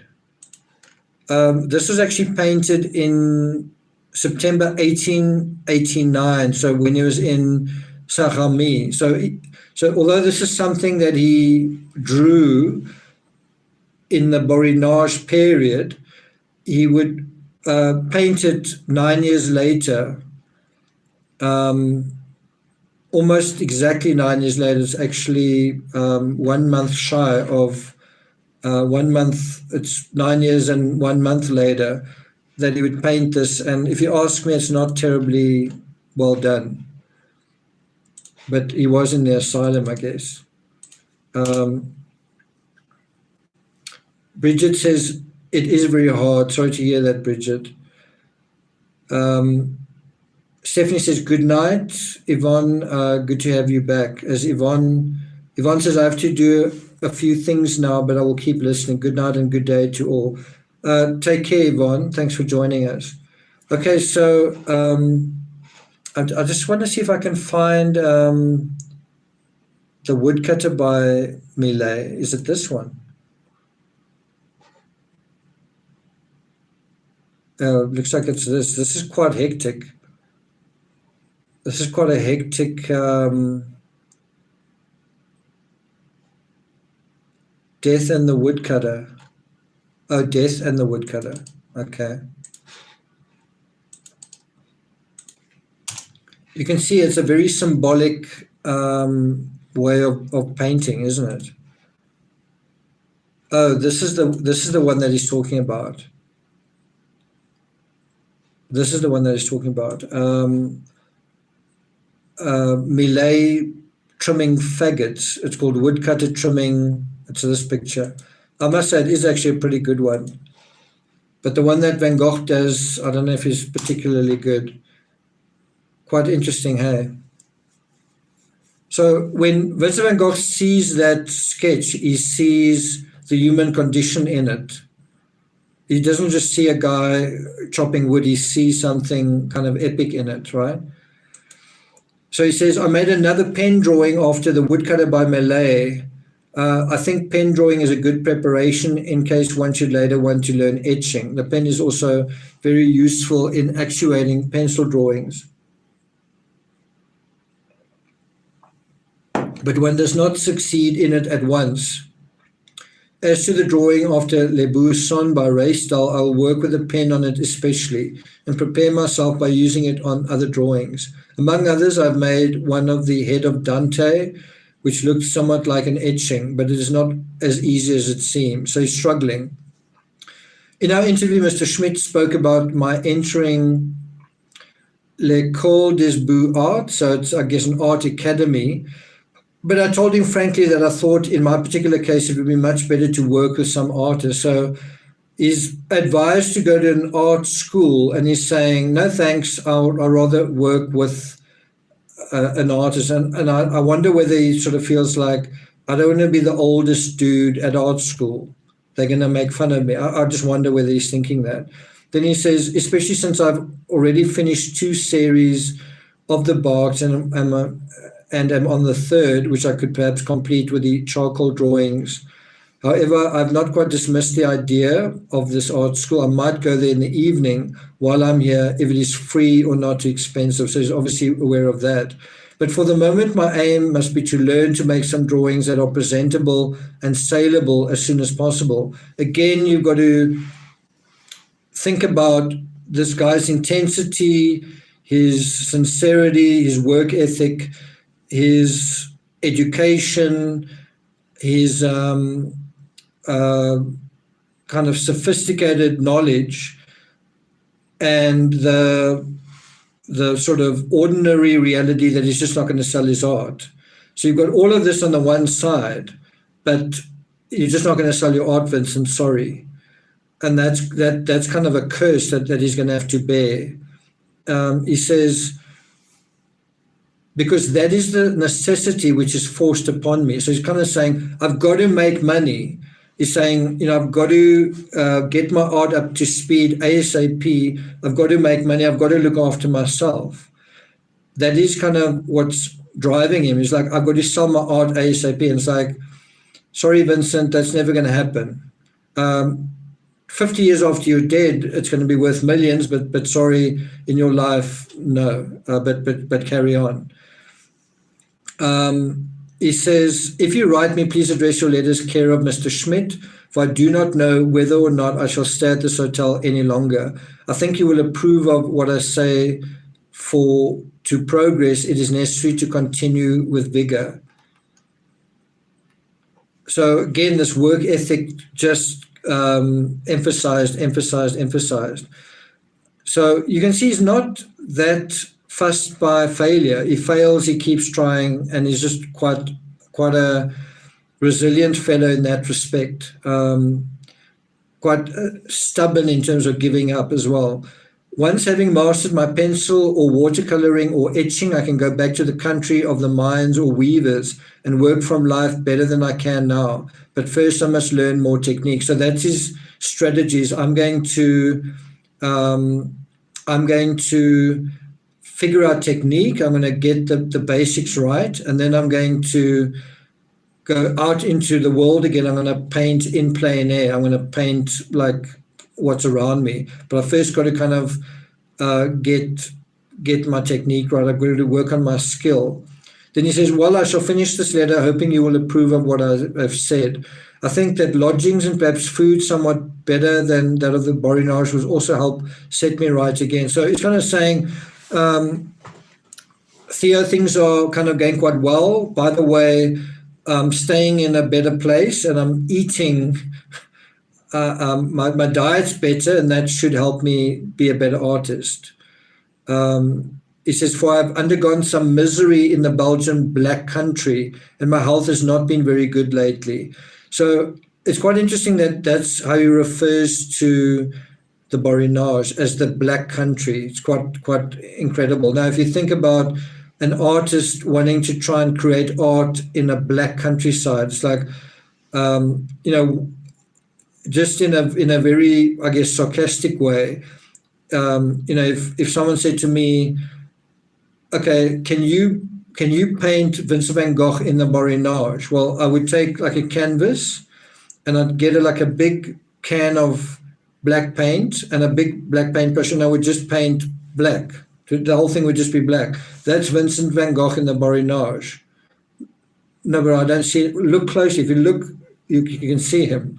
Anyway, that would be my version of that. And who knows, it might sell for $1 million.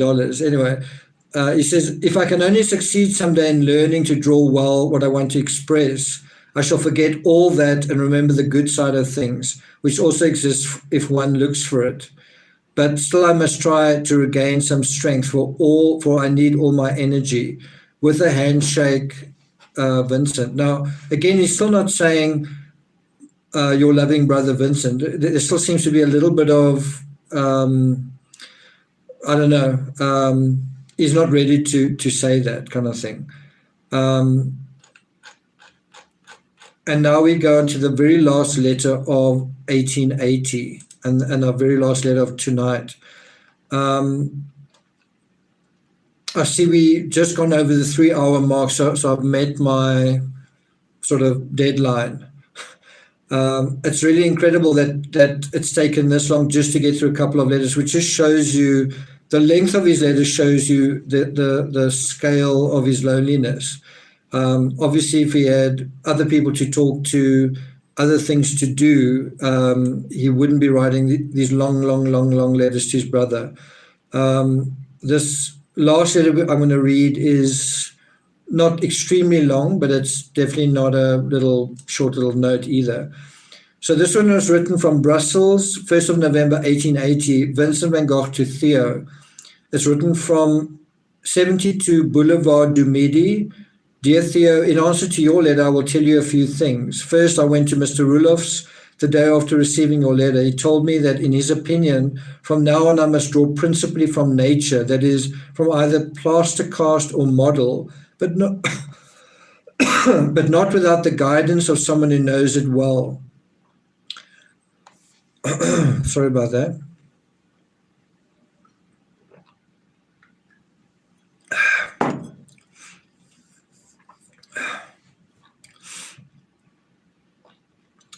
He and others too have advised me so earnestly to go and work at the academy, either here in Antwerp or wherever I can, that I feel obliged to try to get admitted to the said academy, though I don't think it's so very pleasant. So he doesn't like the idea. But he says everyone's telling him you must go to art school. He says here in Brussels the teaching is free of charge, so it's another incentive to stay there. He says in Amsterdam, for instance, it costs 100 guilders a year.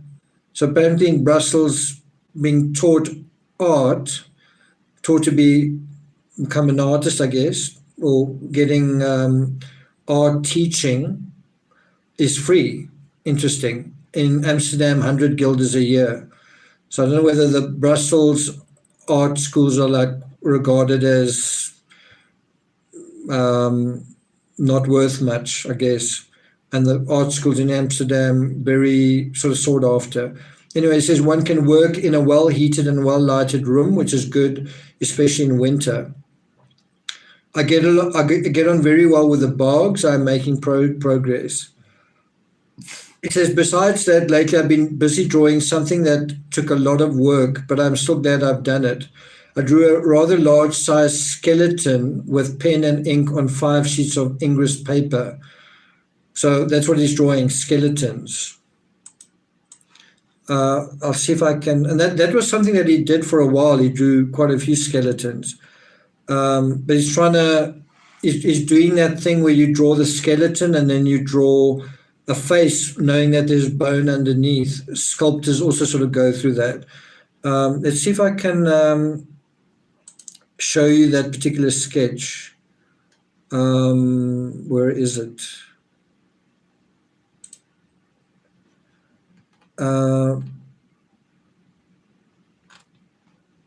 Translation.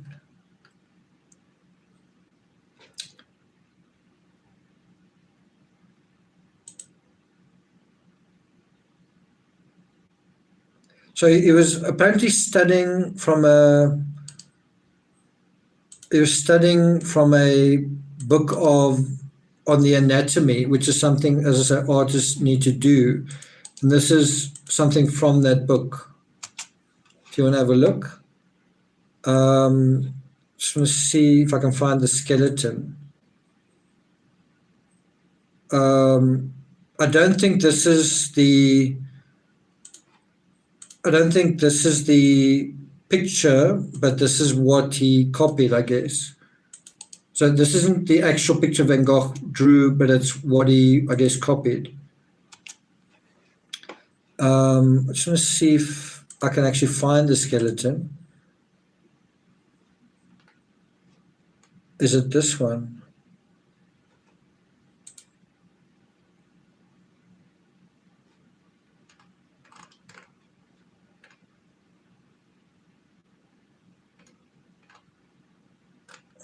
Why do I not see it?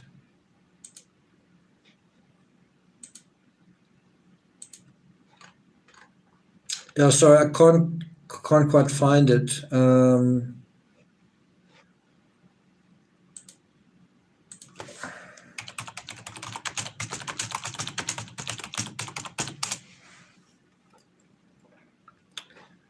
Okay, so here it is. Skull of skeleton with burning cigarette. So this is kind of a weird, what's the word?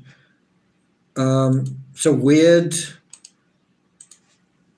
it's like a picture of a dude smoking. He's got a cigarette in his mouth, but it's a skeleton. And this is from 1885. So obviously 5 years later, but he was obviously thinking about it as early as 1880. So just have a look.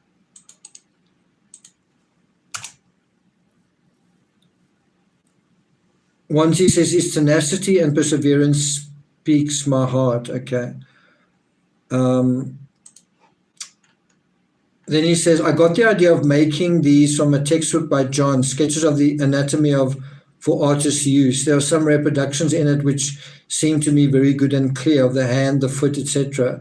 And what I'm going to do now is finish drawing the muscles, that is, of the torso and the legs, which with the others will form the whole of the human body. Then follows the back and side view of the body. So you see, I'm going ahead with a will.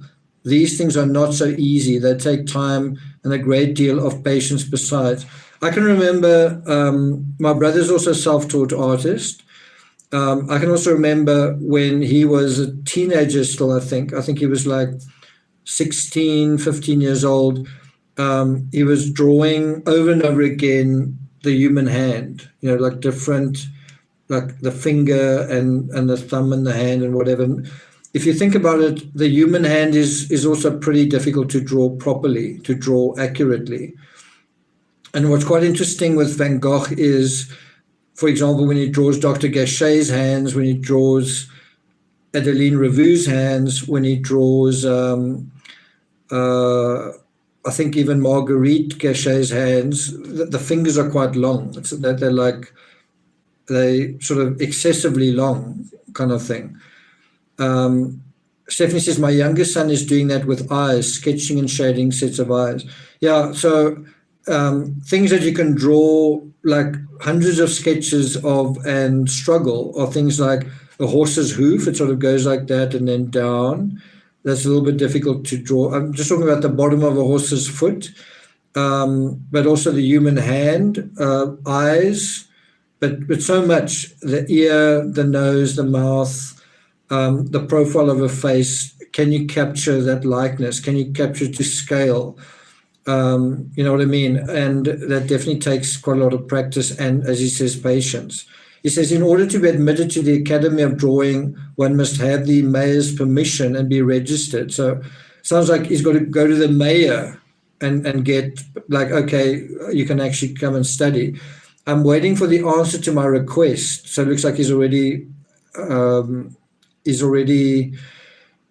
attempting to register. He says, I know quite well that no matter how economically or poorly one may live, life here in Brussels must be more expensive, but I cannot get on without some instruction. I think if only I work hard, which I do, possibly Uncle Vincent or Uncle Cord will do something, if not to help me, at least to help father. From the veterinarian school, I intend to get pictures of the anatomy, for instance, of a horse, a cow or sheep, and draw them the way I did the anatomy of the human body. There are laws of proportion, of light and shadow, of perspective, which one must know in order to be able to draw well. Without that knowledge, it always remains a fruitless struggle, and one never creates anything. Therefore, I think I was right in acting as I did, and this winter I will try to lay in some capital of anatomy. I cannot put it off any longer. In the end, it would prove more expensive, for it would be a loss of time. So just thinking, although it's going to cost something to be in these civilized settings and to be taught by someone, if he was sort of stuck in the Borinage, he would have wasted just a lot of time. That's, I think, what his brother was trying to tell him months ago. Anyway, he says, I believe this will also be your point of view. It is a hard and difficult struggle to learn to draw well. If I might find some permanent work here, so much the better, but I dare not count on it, for I still have many things to learn. Have also been to see Mr. Van Rappard, who now lives at Rue Traversier 6A, and had a talk with him. And I think Van Rappard is going to come up quite a lot. He's a fine-looking man. Of his work, I saw only a few pen and ink drawings of landscapes, but judging from the way he lives, he might be quite wealthy, and I do not know whether he is the person with whom someone like me could live and work for financial reasons. But I certainly shall go and see him again sometime. He impressed me as one who takes things seriously. So you can think, like, yeah, you have I don't want to call him a young pretender, but you've got the young artist who has certainly got the right heart and mindset and motivation, and the right eye, but certainly very little technique to speak of, and probably looks like this sort of ragamuffin fellow, this sort of beat up, dirty, strange dude, and he comes to this dude who's good looking, rich, and it's like, well, are you going to help me out? Are you going to help out this sort of street fellow? You know what I mean? This fellow from the street who says he's into art. Obviously, if you talk to Van Gogh a little bit, you're going to get a sense that he does know what he's talking about. Anyway, it says, in Kuzme, boy, I should have fallen ill with misery if I'd stayed a month longer. So there is admitting. So it just shows you when he's in that situation, he doesn't feel sorry for himself. He doesn't say, oh, woe is me, I'm so miserable, please help me. Once he's come out of it, then he says, but listen to those words, I should have fallen ill with misery if I'd stayed a month longer. You must not imagine that I live richly here, for my chief food is dry bread or some potatoes or chestnuts, which people sell here on the street corners. But by having a somewhat better room and by occasionally taking a somewhat better meal in a restaurant whenever I can afford it, I shall get on very well.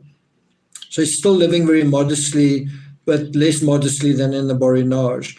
I still am asking the question. I'd love to know at what point he starts going to brothels, because it seems like he's given up on God, or he's sort of given up on being a pastor or a preacher. So I wonder at what point he goes to a brothel for the first time. And would he tell his brother that as well?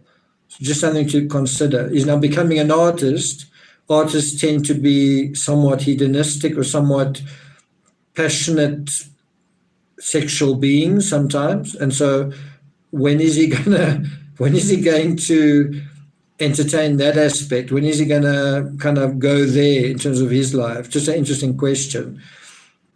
Anyway, so he says, so he's in Brussels now. Is he going to be doing that while he's there? At what point is he? And the answer might be at some point he's got to paint female models. Is that when the idea starts to bubble up, kind of thing? Remember, he's also painting the anatomy. Then he says, for almost 2 years, I've had a hard time in the Borinage. It was no pleasure trip, I assure you. It's quite a long time, 2 years. The expenses here will be somewhat more than 60 francs. That's what his father's giving him, which cannot be helped. Drawing materials, studies to copy, for instance, for anatomy, all cost money, and yet they are strictly necessary. Only in this way shall I obtain a fair return. Otherwise, I would never succeed. So he's kind of quite demanding. He's saying, I have to have this money. I have to have this. I have to have that. I'm not asking for a lot. Can you kind of give it to me, kind of thing? Stephanie says, I think it may help put things in perspective if you watch. Okay. Thanks for that, Stephanie. Then he says, the other day I read with great pleasure an extract from the work of Lavater and Gogh, Physiognomy and Phrenology, namely how character is expressed in the features and in the shape of the skull. So someone was saying, how do you convey feelings in a painting? And so, he's got a book that says how character is expressed in the features and in the shape of the skull. I've drawn the diggers by Malay from a Braun photograph, which I found at Schmidt's and which he lent me, together with that of the Angelus. I sent both his drawings to father so he might see I am working. Now we've got 1, 2, 3, 4 paragraphs left to go, and then that's it for today. My voice is starting to kind of give in. He says, write again soon, address 72 Boulevard du Midi. I'm here in a small hotel for 50 francs a month. So if you think about it, he's getting 60 francs a month from his dad, well, the hotel costs 50 francs a month. And he says that includes my bread and a cup of coffee morning, afternoon, and evening. That is not very cheap, but it is expensive everywhere. Those Holbeins in the models from the masters are splendid. Now that I'm drawing them, I feel it even more strongly than before, but I assure you they are not easy. So you can see how it would be quite hard even for him just to eat. He's getting bread and a cup of bread and coffee morning, afternoon, and evening, but that's really not much. I mean, what about vegetables? What about anything else? Anyway, what about meat? Anyway, he says, when I went to see Mr. Schmidt, I hadn't the slightest idea that he was involved in a money question which concerned the Van Gogh family, for which reason Mr. Schmidt, was going to be sued. I only learned it from your letter, so that was rather bad luck, though I must say Mr. Schmidt received me rather cordially. But since I do know it now and things are not the way they were, or things are the way they are, it will perhaps be not be wise not, I wouldn't say it like he says, it will perhaps be wise not to go there often. I would say it would perhaps be wise not to go there often. Wouldn't be wise to go there often anyway, though I do not see the necessity of avoiding him intentionally. I should have written sooner, but so this guy in his network is now kind of falling away. He says, I should have written sooner, but was too busy with my skeleton. I'm sorry, but I find that kind of hilarious. Imagine saying that. I mean, like we a lot of us here are like from the true crime communities. Imagine you sort of just going through a lot of letters and you see written there, I'm sorry I didn't write sooner, but I was busy with my skeleton. So I find that really hilarious. I mean, obviously there's no crime going on here, but it just doesn't sound good, does it? Yeah, not a very colorful diet. Nisi says, how does one sustain on that? Yeah. So it's quite incredible that he actually maintains his enthusiasm. Can you imagine, like, if someone said to you, whatever, do whatever, but all you're getting is bread and coffee? Like, let's say you're a juror. We need you to do jury duty for 6 weeks. Don't worry, you'll get bread and coffee. Okay, I'll be fine. No complaints, kind of thing. Yeah, his lucidity is pretty amazing, given what he's going through. He says, I believe the longer you think it over, the more you will see the urgent necessity of more artistic surroundings for me. How can one learn to draw if nobody shows one how? He says, with all the best intentions in the world, one cannot succeed without coming into contact with artists who are more advanced. Good intentions alone are not sufficient without some opportunity for development. So here he's impressing on his brother that he needs support, that he needs help, that he needs to network with artists. That is what he needs. He is reaching out. And he's saying, I've got the best intentions in the world, but I need a, what do you call it? Someone who guides you, a mentor, right? He kind of needs a mentor. Then he says, and this is the last paragraph, he says, as to your thinking, I should not want to be among the mediocre artists. What shall I say? It quite depends on what you call mediocre. I shall do what I can, but I do not at all despise mediocre in its simple sense. So this is quite a weird thing where it's like, I don't want to be with mediocre artists. Meanwhile, he's been fascinated and he's been obsessed with being kind of in mediocre settings, like the Borinage. But when it comes to art, he's like, no, I don't want to be with the rabble. That's quite an interesting distinction. He says, I shall do what I can, but I do not at all despise mediocre in its simple sense, and one certainly does not rise above the mark by despising what is mediocre. In my opinion, one must at least begin by having some respect for the mediocre and know that it already means something and is only reached with great difficulty. I'm not quite sure what he's getting at there, but it's quite interesting. He says, adieu for the present. I shake hands with you in thought. Write soon, if possible, Vincent. So fairly, he's still not, seems like their relationship's still a little bit iffy in a way. I think he just feels that his status is being questioned, and that's why he feels a little bit distant, as Stephanie says. Okay, and so that is the last letter from 1880, and it's kind of within this whole context of, do I go to art school or not? And then the question is, who should mentor Vincent van Gogh? And the answer is that Van Rappard would do that, but they would then also have arguments. So Van Rappard would be like, do this, do that, and he'd be like, are you crazy, kind of thing. So Vincent van Gogh's no slouch. He's not like, he may look pathetic, but he's not a sort of, he's not a guy without personality. He's not a guy without self-belief. He's not a guy without an opinion. Okay, so that is it. The next one is January 1881. I'm gonna end off just by showing you these horrible sketches by Vincent van Gogh. And what I mean is, can you imagine if you were Theo and you were seeing this kind of thing? what would you think about it? Can you imagine if you were Theo and your brother was talking about Malay and whatnot, and meanwhile, this is the kind of stuff he was coming up with?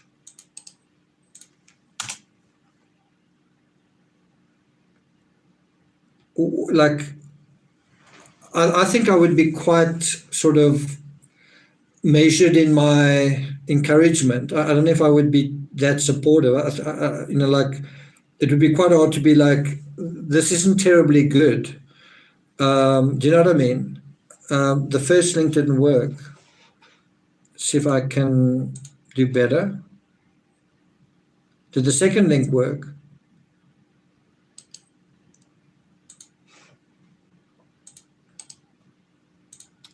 Did that work? Looks like it's identical.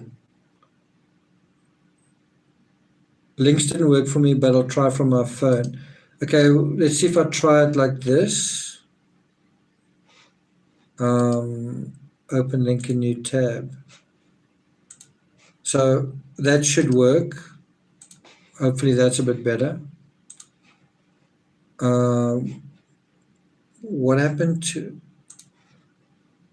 Okay, so try this one. And then also try...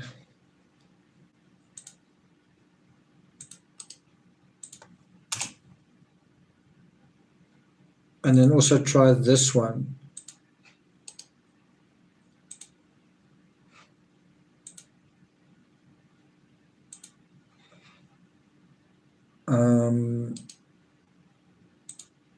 Okay, here it is. It's not terribly big, but you can get the idea, I think. I'm just trying to say, if you were seeing this kind of thing and this is the art that he was coming out with, would you be terribly supportive? Would you be like, you need to go to art school and you've got a great future ahead of you? Would you be like, don't you want to become a policeman or a carpenter? Do you really want to do this? And would you be thinking you can do this? So I think you can kind of really pat Theo on the back for being incredibly supportive when there was very little evidence that there was any talent whatsoever.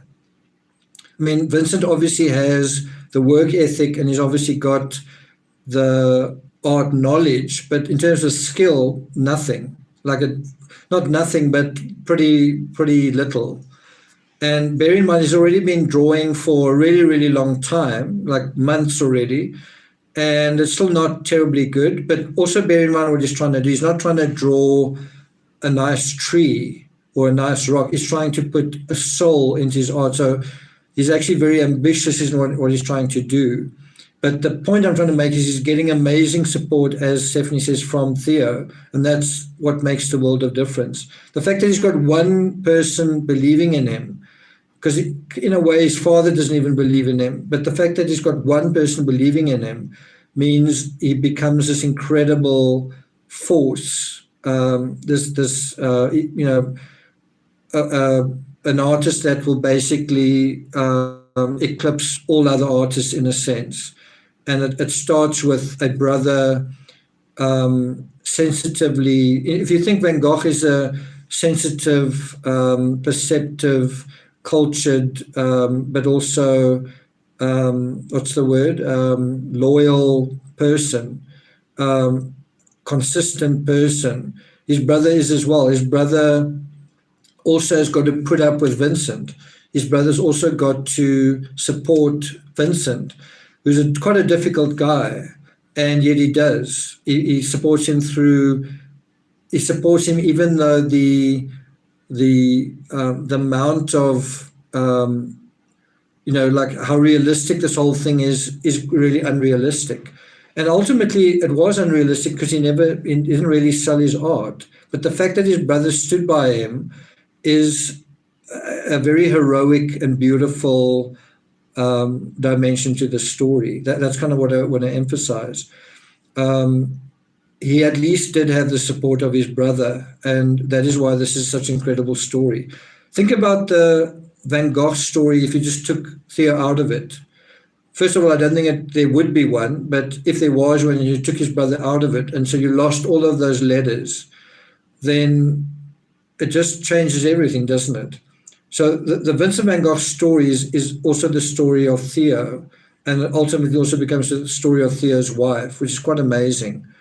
And that's why I say, in a way, what is needed for an artist or any champion, to become a hero, is the love and support of their community, of their village. As you see with Rafael Nadal winning the French Open, he says, I couldn't have done this without them. Vincent couldn't have done it without his brother. We need that same kind of village behind us. We need that same support. If you don't have it, get it. If you need it, find it, reach out, kind of thing. And reach out to the right people. If you're reaching out and you're not getting it, reach out to somebody else. So that is it. Let's just look at some of your last comments. So I've got to tell you, my friend Alex, I think, was like my Theo. This guy, Alex, that I studied with at university, that I actually introduced him to cycling and to triathlon and to his wife as well, even. He was like my Theo. We maintained regular contact. He was always an inspiration to me in terms of sport and in terms of his knowledge of economics, and just also just a really wise person, a very wise soul. And I think he found me quite interesting because we almost didn't agree on anything. Even in economic stuff, we disagreed, but both from quite, I think, intelligent standpoints. I think he often practiced some of his pitches to boardrooms and so on by speaking to me, and I would just disagree. I would just say, no, I don't think that's true. And then that would be a way he would get pushback, and he could think about making his argument better, which I think was quite interesting. But I mean, I'm faced at 50 years of age, like I've lost my Theo in a way. And in a way, I think it's brought me closer to my actual family, where I've reached out a bit more to my siblings, and I have recently. But the point is, ask yourself in your life, who's your Theo? Do you have a Theo? Do you have like what's the word? Kind of unconditional support, and also support that's in your best interest. You can also have support that's maybe someone's got an agenda. Do you have someone supporting you with your best interests at heart? Somebody who knows you. So that's just something to think about. Who's your Theo? Think about that. Stephanie says that is a beautiful and heartbreaking comparison. It definitely is, and it definitely is. Stephanie says, I can understand your friendship from that description.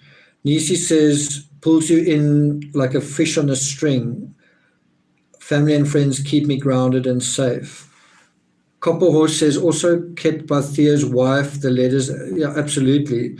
In the end, both Vincent and Theo's efforts and the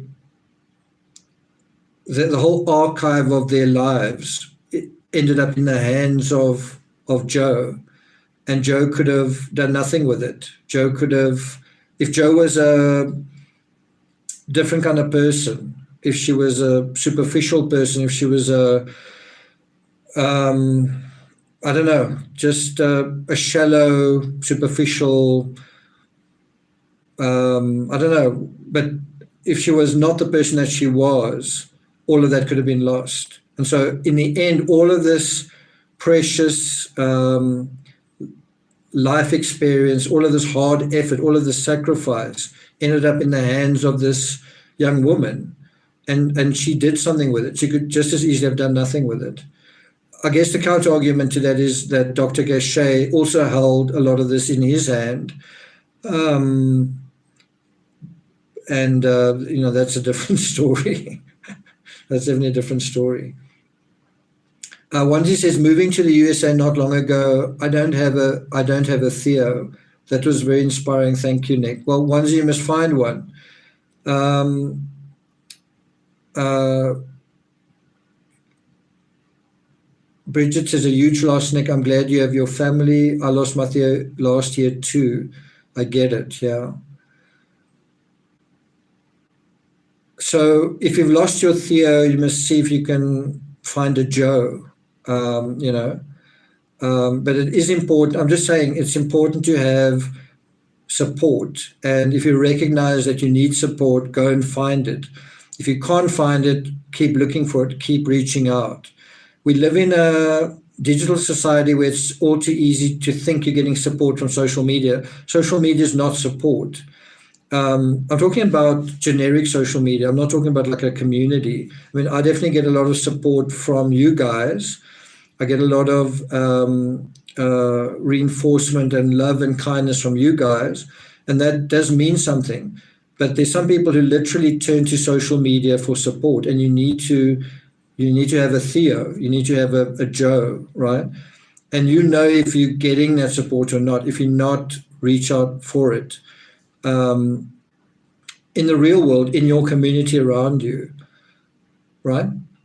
Don't be shy to do that. I'm just saying Van Gogh did that. You can see he's reaching out as an artist. He's reaching out for, I need a mentor, I need a guide, I need somebody. And he's the kind of guy who was very resistant really to do that. Now he's recognized, I've got to do that.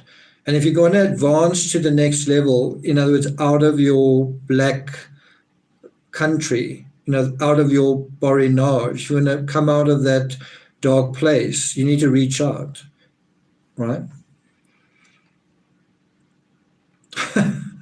Stephanie, that was definitely not a swipe at you. You definitely do give great virtual hugs. So definitely not. And I'm sure we're going to meet. You know, there are a lot of people that I know in my community that I'm sure will meet face to face. When I went to the Netherlands, I actually met the editor of a lot of books that I wrote, including The Murder of Vincent van Gogh. So somebody that I'd never met, that I'd interacted with in emails, I met when I went to the Netherlands. And that was the beginning of what I thought would be like an annual sortie overseas. And I still have that vision for my life. I still have a vision of every year going overseas once or twice a year. I don't know whether COVID changes that. At the moment, I think not. But now there are other things like airfares that are going to go up 4 times or whatever. So, but I still see myself traveling once a year. I must just what's the word? Pick my moment. So I've come out of a bit of a difficult, I'm not out of it, but I'm coming out of a difficult period. And so I'm starting to think about going abroad, whether it's to Greece or to America or the Himalayas or whatever, but I do want to do that. So yeah, you know, maybe that's me reaching out in a very, what's the word? It's like a literal reaching out where your whole body's going out into the world, you know, not just out your front door, but over the seas and into foreign lands kind of thing. And I think when Van Gogh went to France, that was a kind of reaching out. When he went to Arles, when he left the asylum, that was what he was thinking as well. And I need to reach out. I've reached in endlessly. You know, introspection can be infinite. You must also reach out, kind of thing. Nisi says, stay on TCRS and off TikTok and things will be okay. Yeah. Ricardo says, just lending an ear is not necessarily a Theo. Yeah, true. Thanks for that, Stephanie. Okay, so this is a really long live. I really didn't think it would be this long. 3 hours 45. It must be one of my longest, if not the longest. Funnily enough, I didn't want to go over 2 hours, but it's really the depth of his letters that take you into these interesting areas of the human condition, of our lives, of his life, kind of thing. So it's really because of his letters are so thick with meaning that it absorbs so much chatter, I guess. Nisi says, thanks, Nick, and my favorite all-time chat. So I just want to thank the two mods here, Nisi and Stephanie. I think Jean was here for a while. Bria, we have missed you. I'm sorry that I didn't do this on the time I wanted to, but it was just didn't quite work out. But I'll try and I will get back onto a schedule where Bria can join us. Jean is here. Okay, Jean says most of us have been here the whole time. Okay, sorry. I just didn't see your name, Jean. That's just why I said that. But thanks to all the members. This was actually a subscribers also live stream, and what I really appreciated was that the subscribers who have been here have just kind of gotten along so well with the members. That's quite nice to see. So the subscribers who were here, if you want to continue engaging, consider becoming a member, because most of these live streams are members only. So just think about that.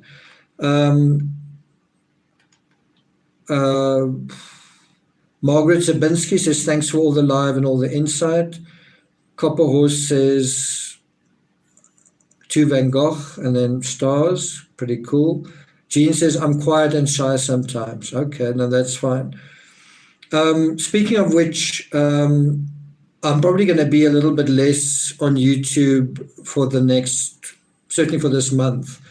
I kind of have been meaning to scale down, regardless of depth versus herd. I was kind of meaning to scale down the 2 videos a day, 1 video a day thing, just actually in terms of wanting to be more exercising, fitness, doing that side of things. And when I broke my rib, that kind of cast me back into the whole sit behind your desk thing. And now that the rib is sort of behind me, I'm sort of back to, okay, in other words, I want to do less YouTubing. So I will continue with the Van Gogh letters twice a week, Sundays and Wednesdays. I'll be very happy if I don't do too much between that. So I will obviously cover Gabby Petito when it comes up. I'll cover Laurie Vella when it comes up. I'll cover Caitlin Armstrong when it comes up.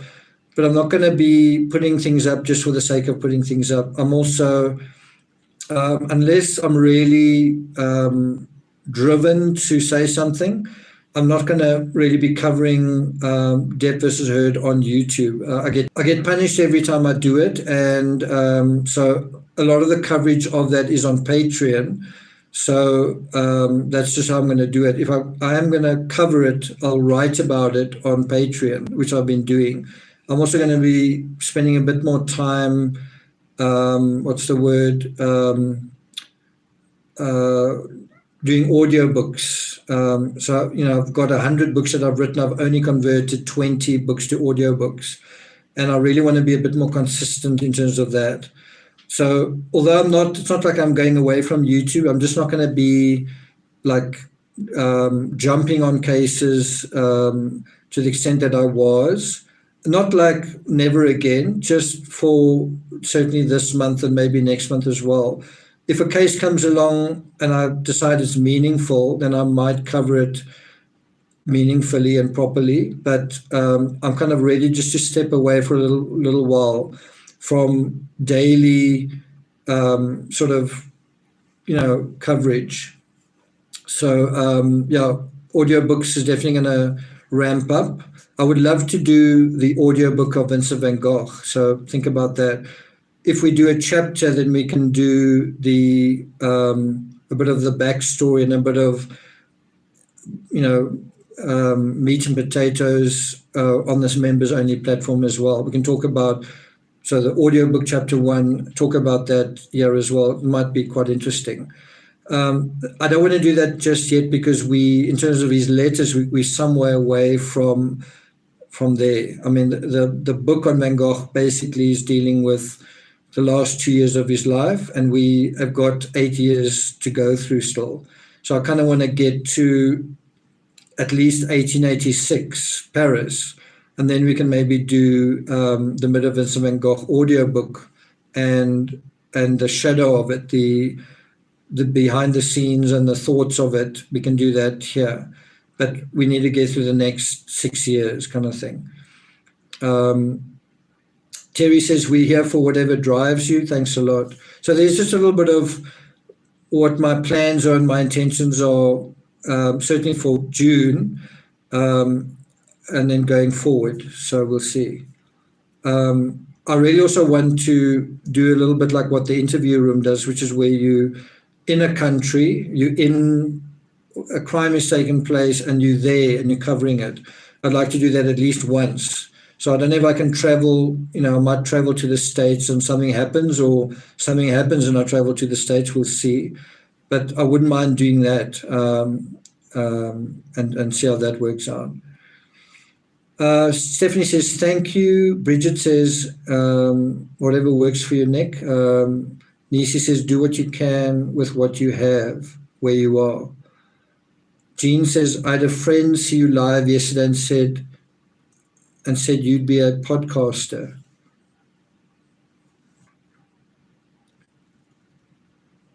Yeah, I must say, if you look at the very static, in terms of YouTube, my format's very primitive and very technologically weak, right? I kind of always said when I hit 100,000, I'll do the green screen and I'll subscribers and I'll, do all that kind of thing. And I sort of grew, and then at 86,000, it just sort of stuttered. And to be honest, I just don't really feel like investing in it right now. I just sort of feel I've kind of been slapped through the face a couple of times. It's like the last thing I really want to do is invest. If I was in a business frame of mind, I was like, money, money, money, or whatever, then that would be the answer. But that's not what I'm thinking about. My priority is kind of beyond YouTube, put it that way, beyond writing, beyond true crime, sort of.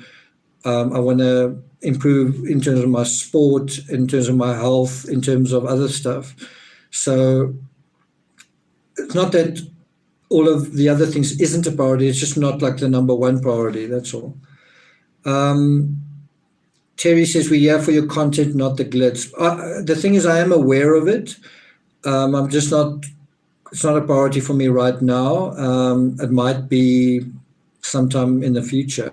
I look at other channels like Grizzly True Crime, and she does an excellent job at style. The graphic design's amazing.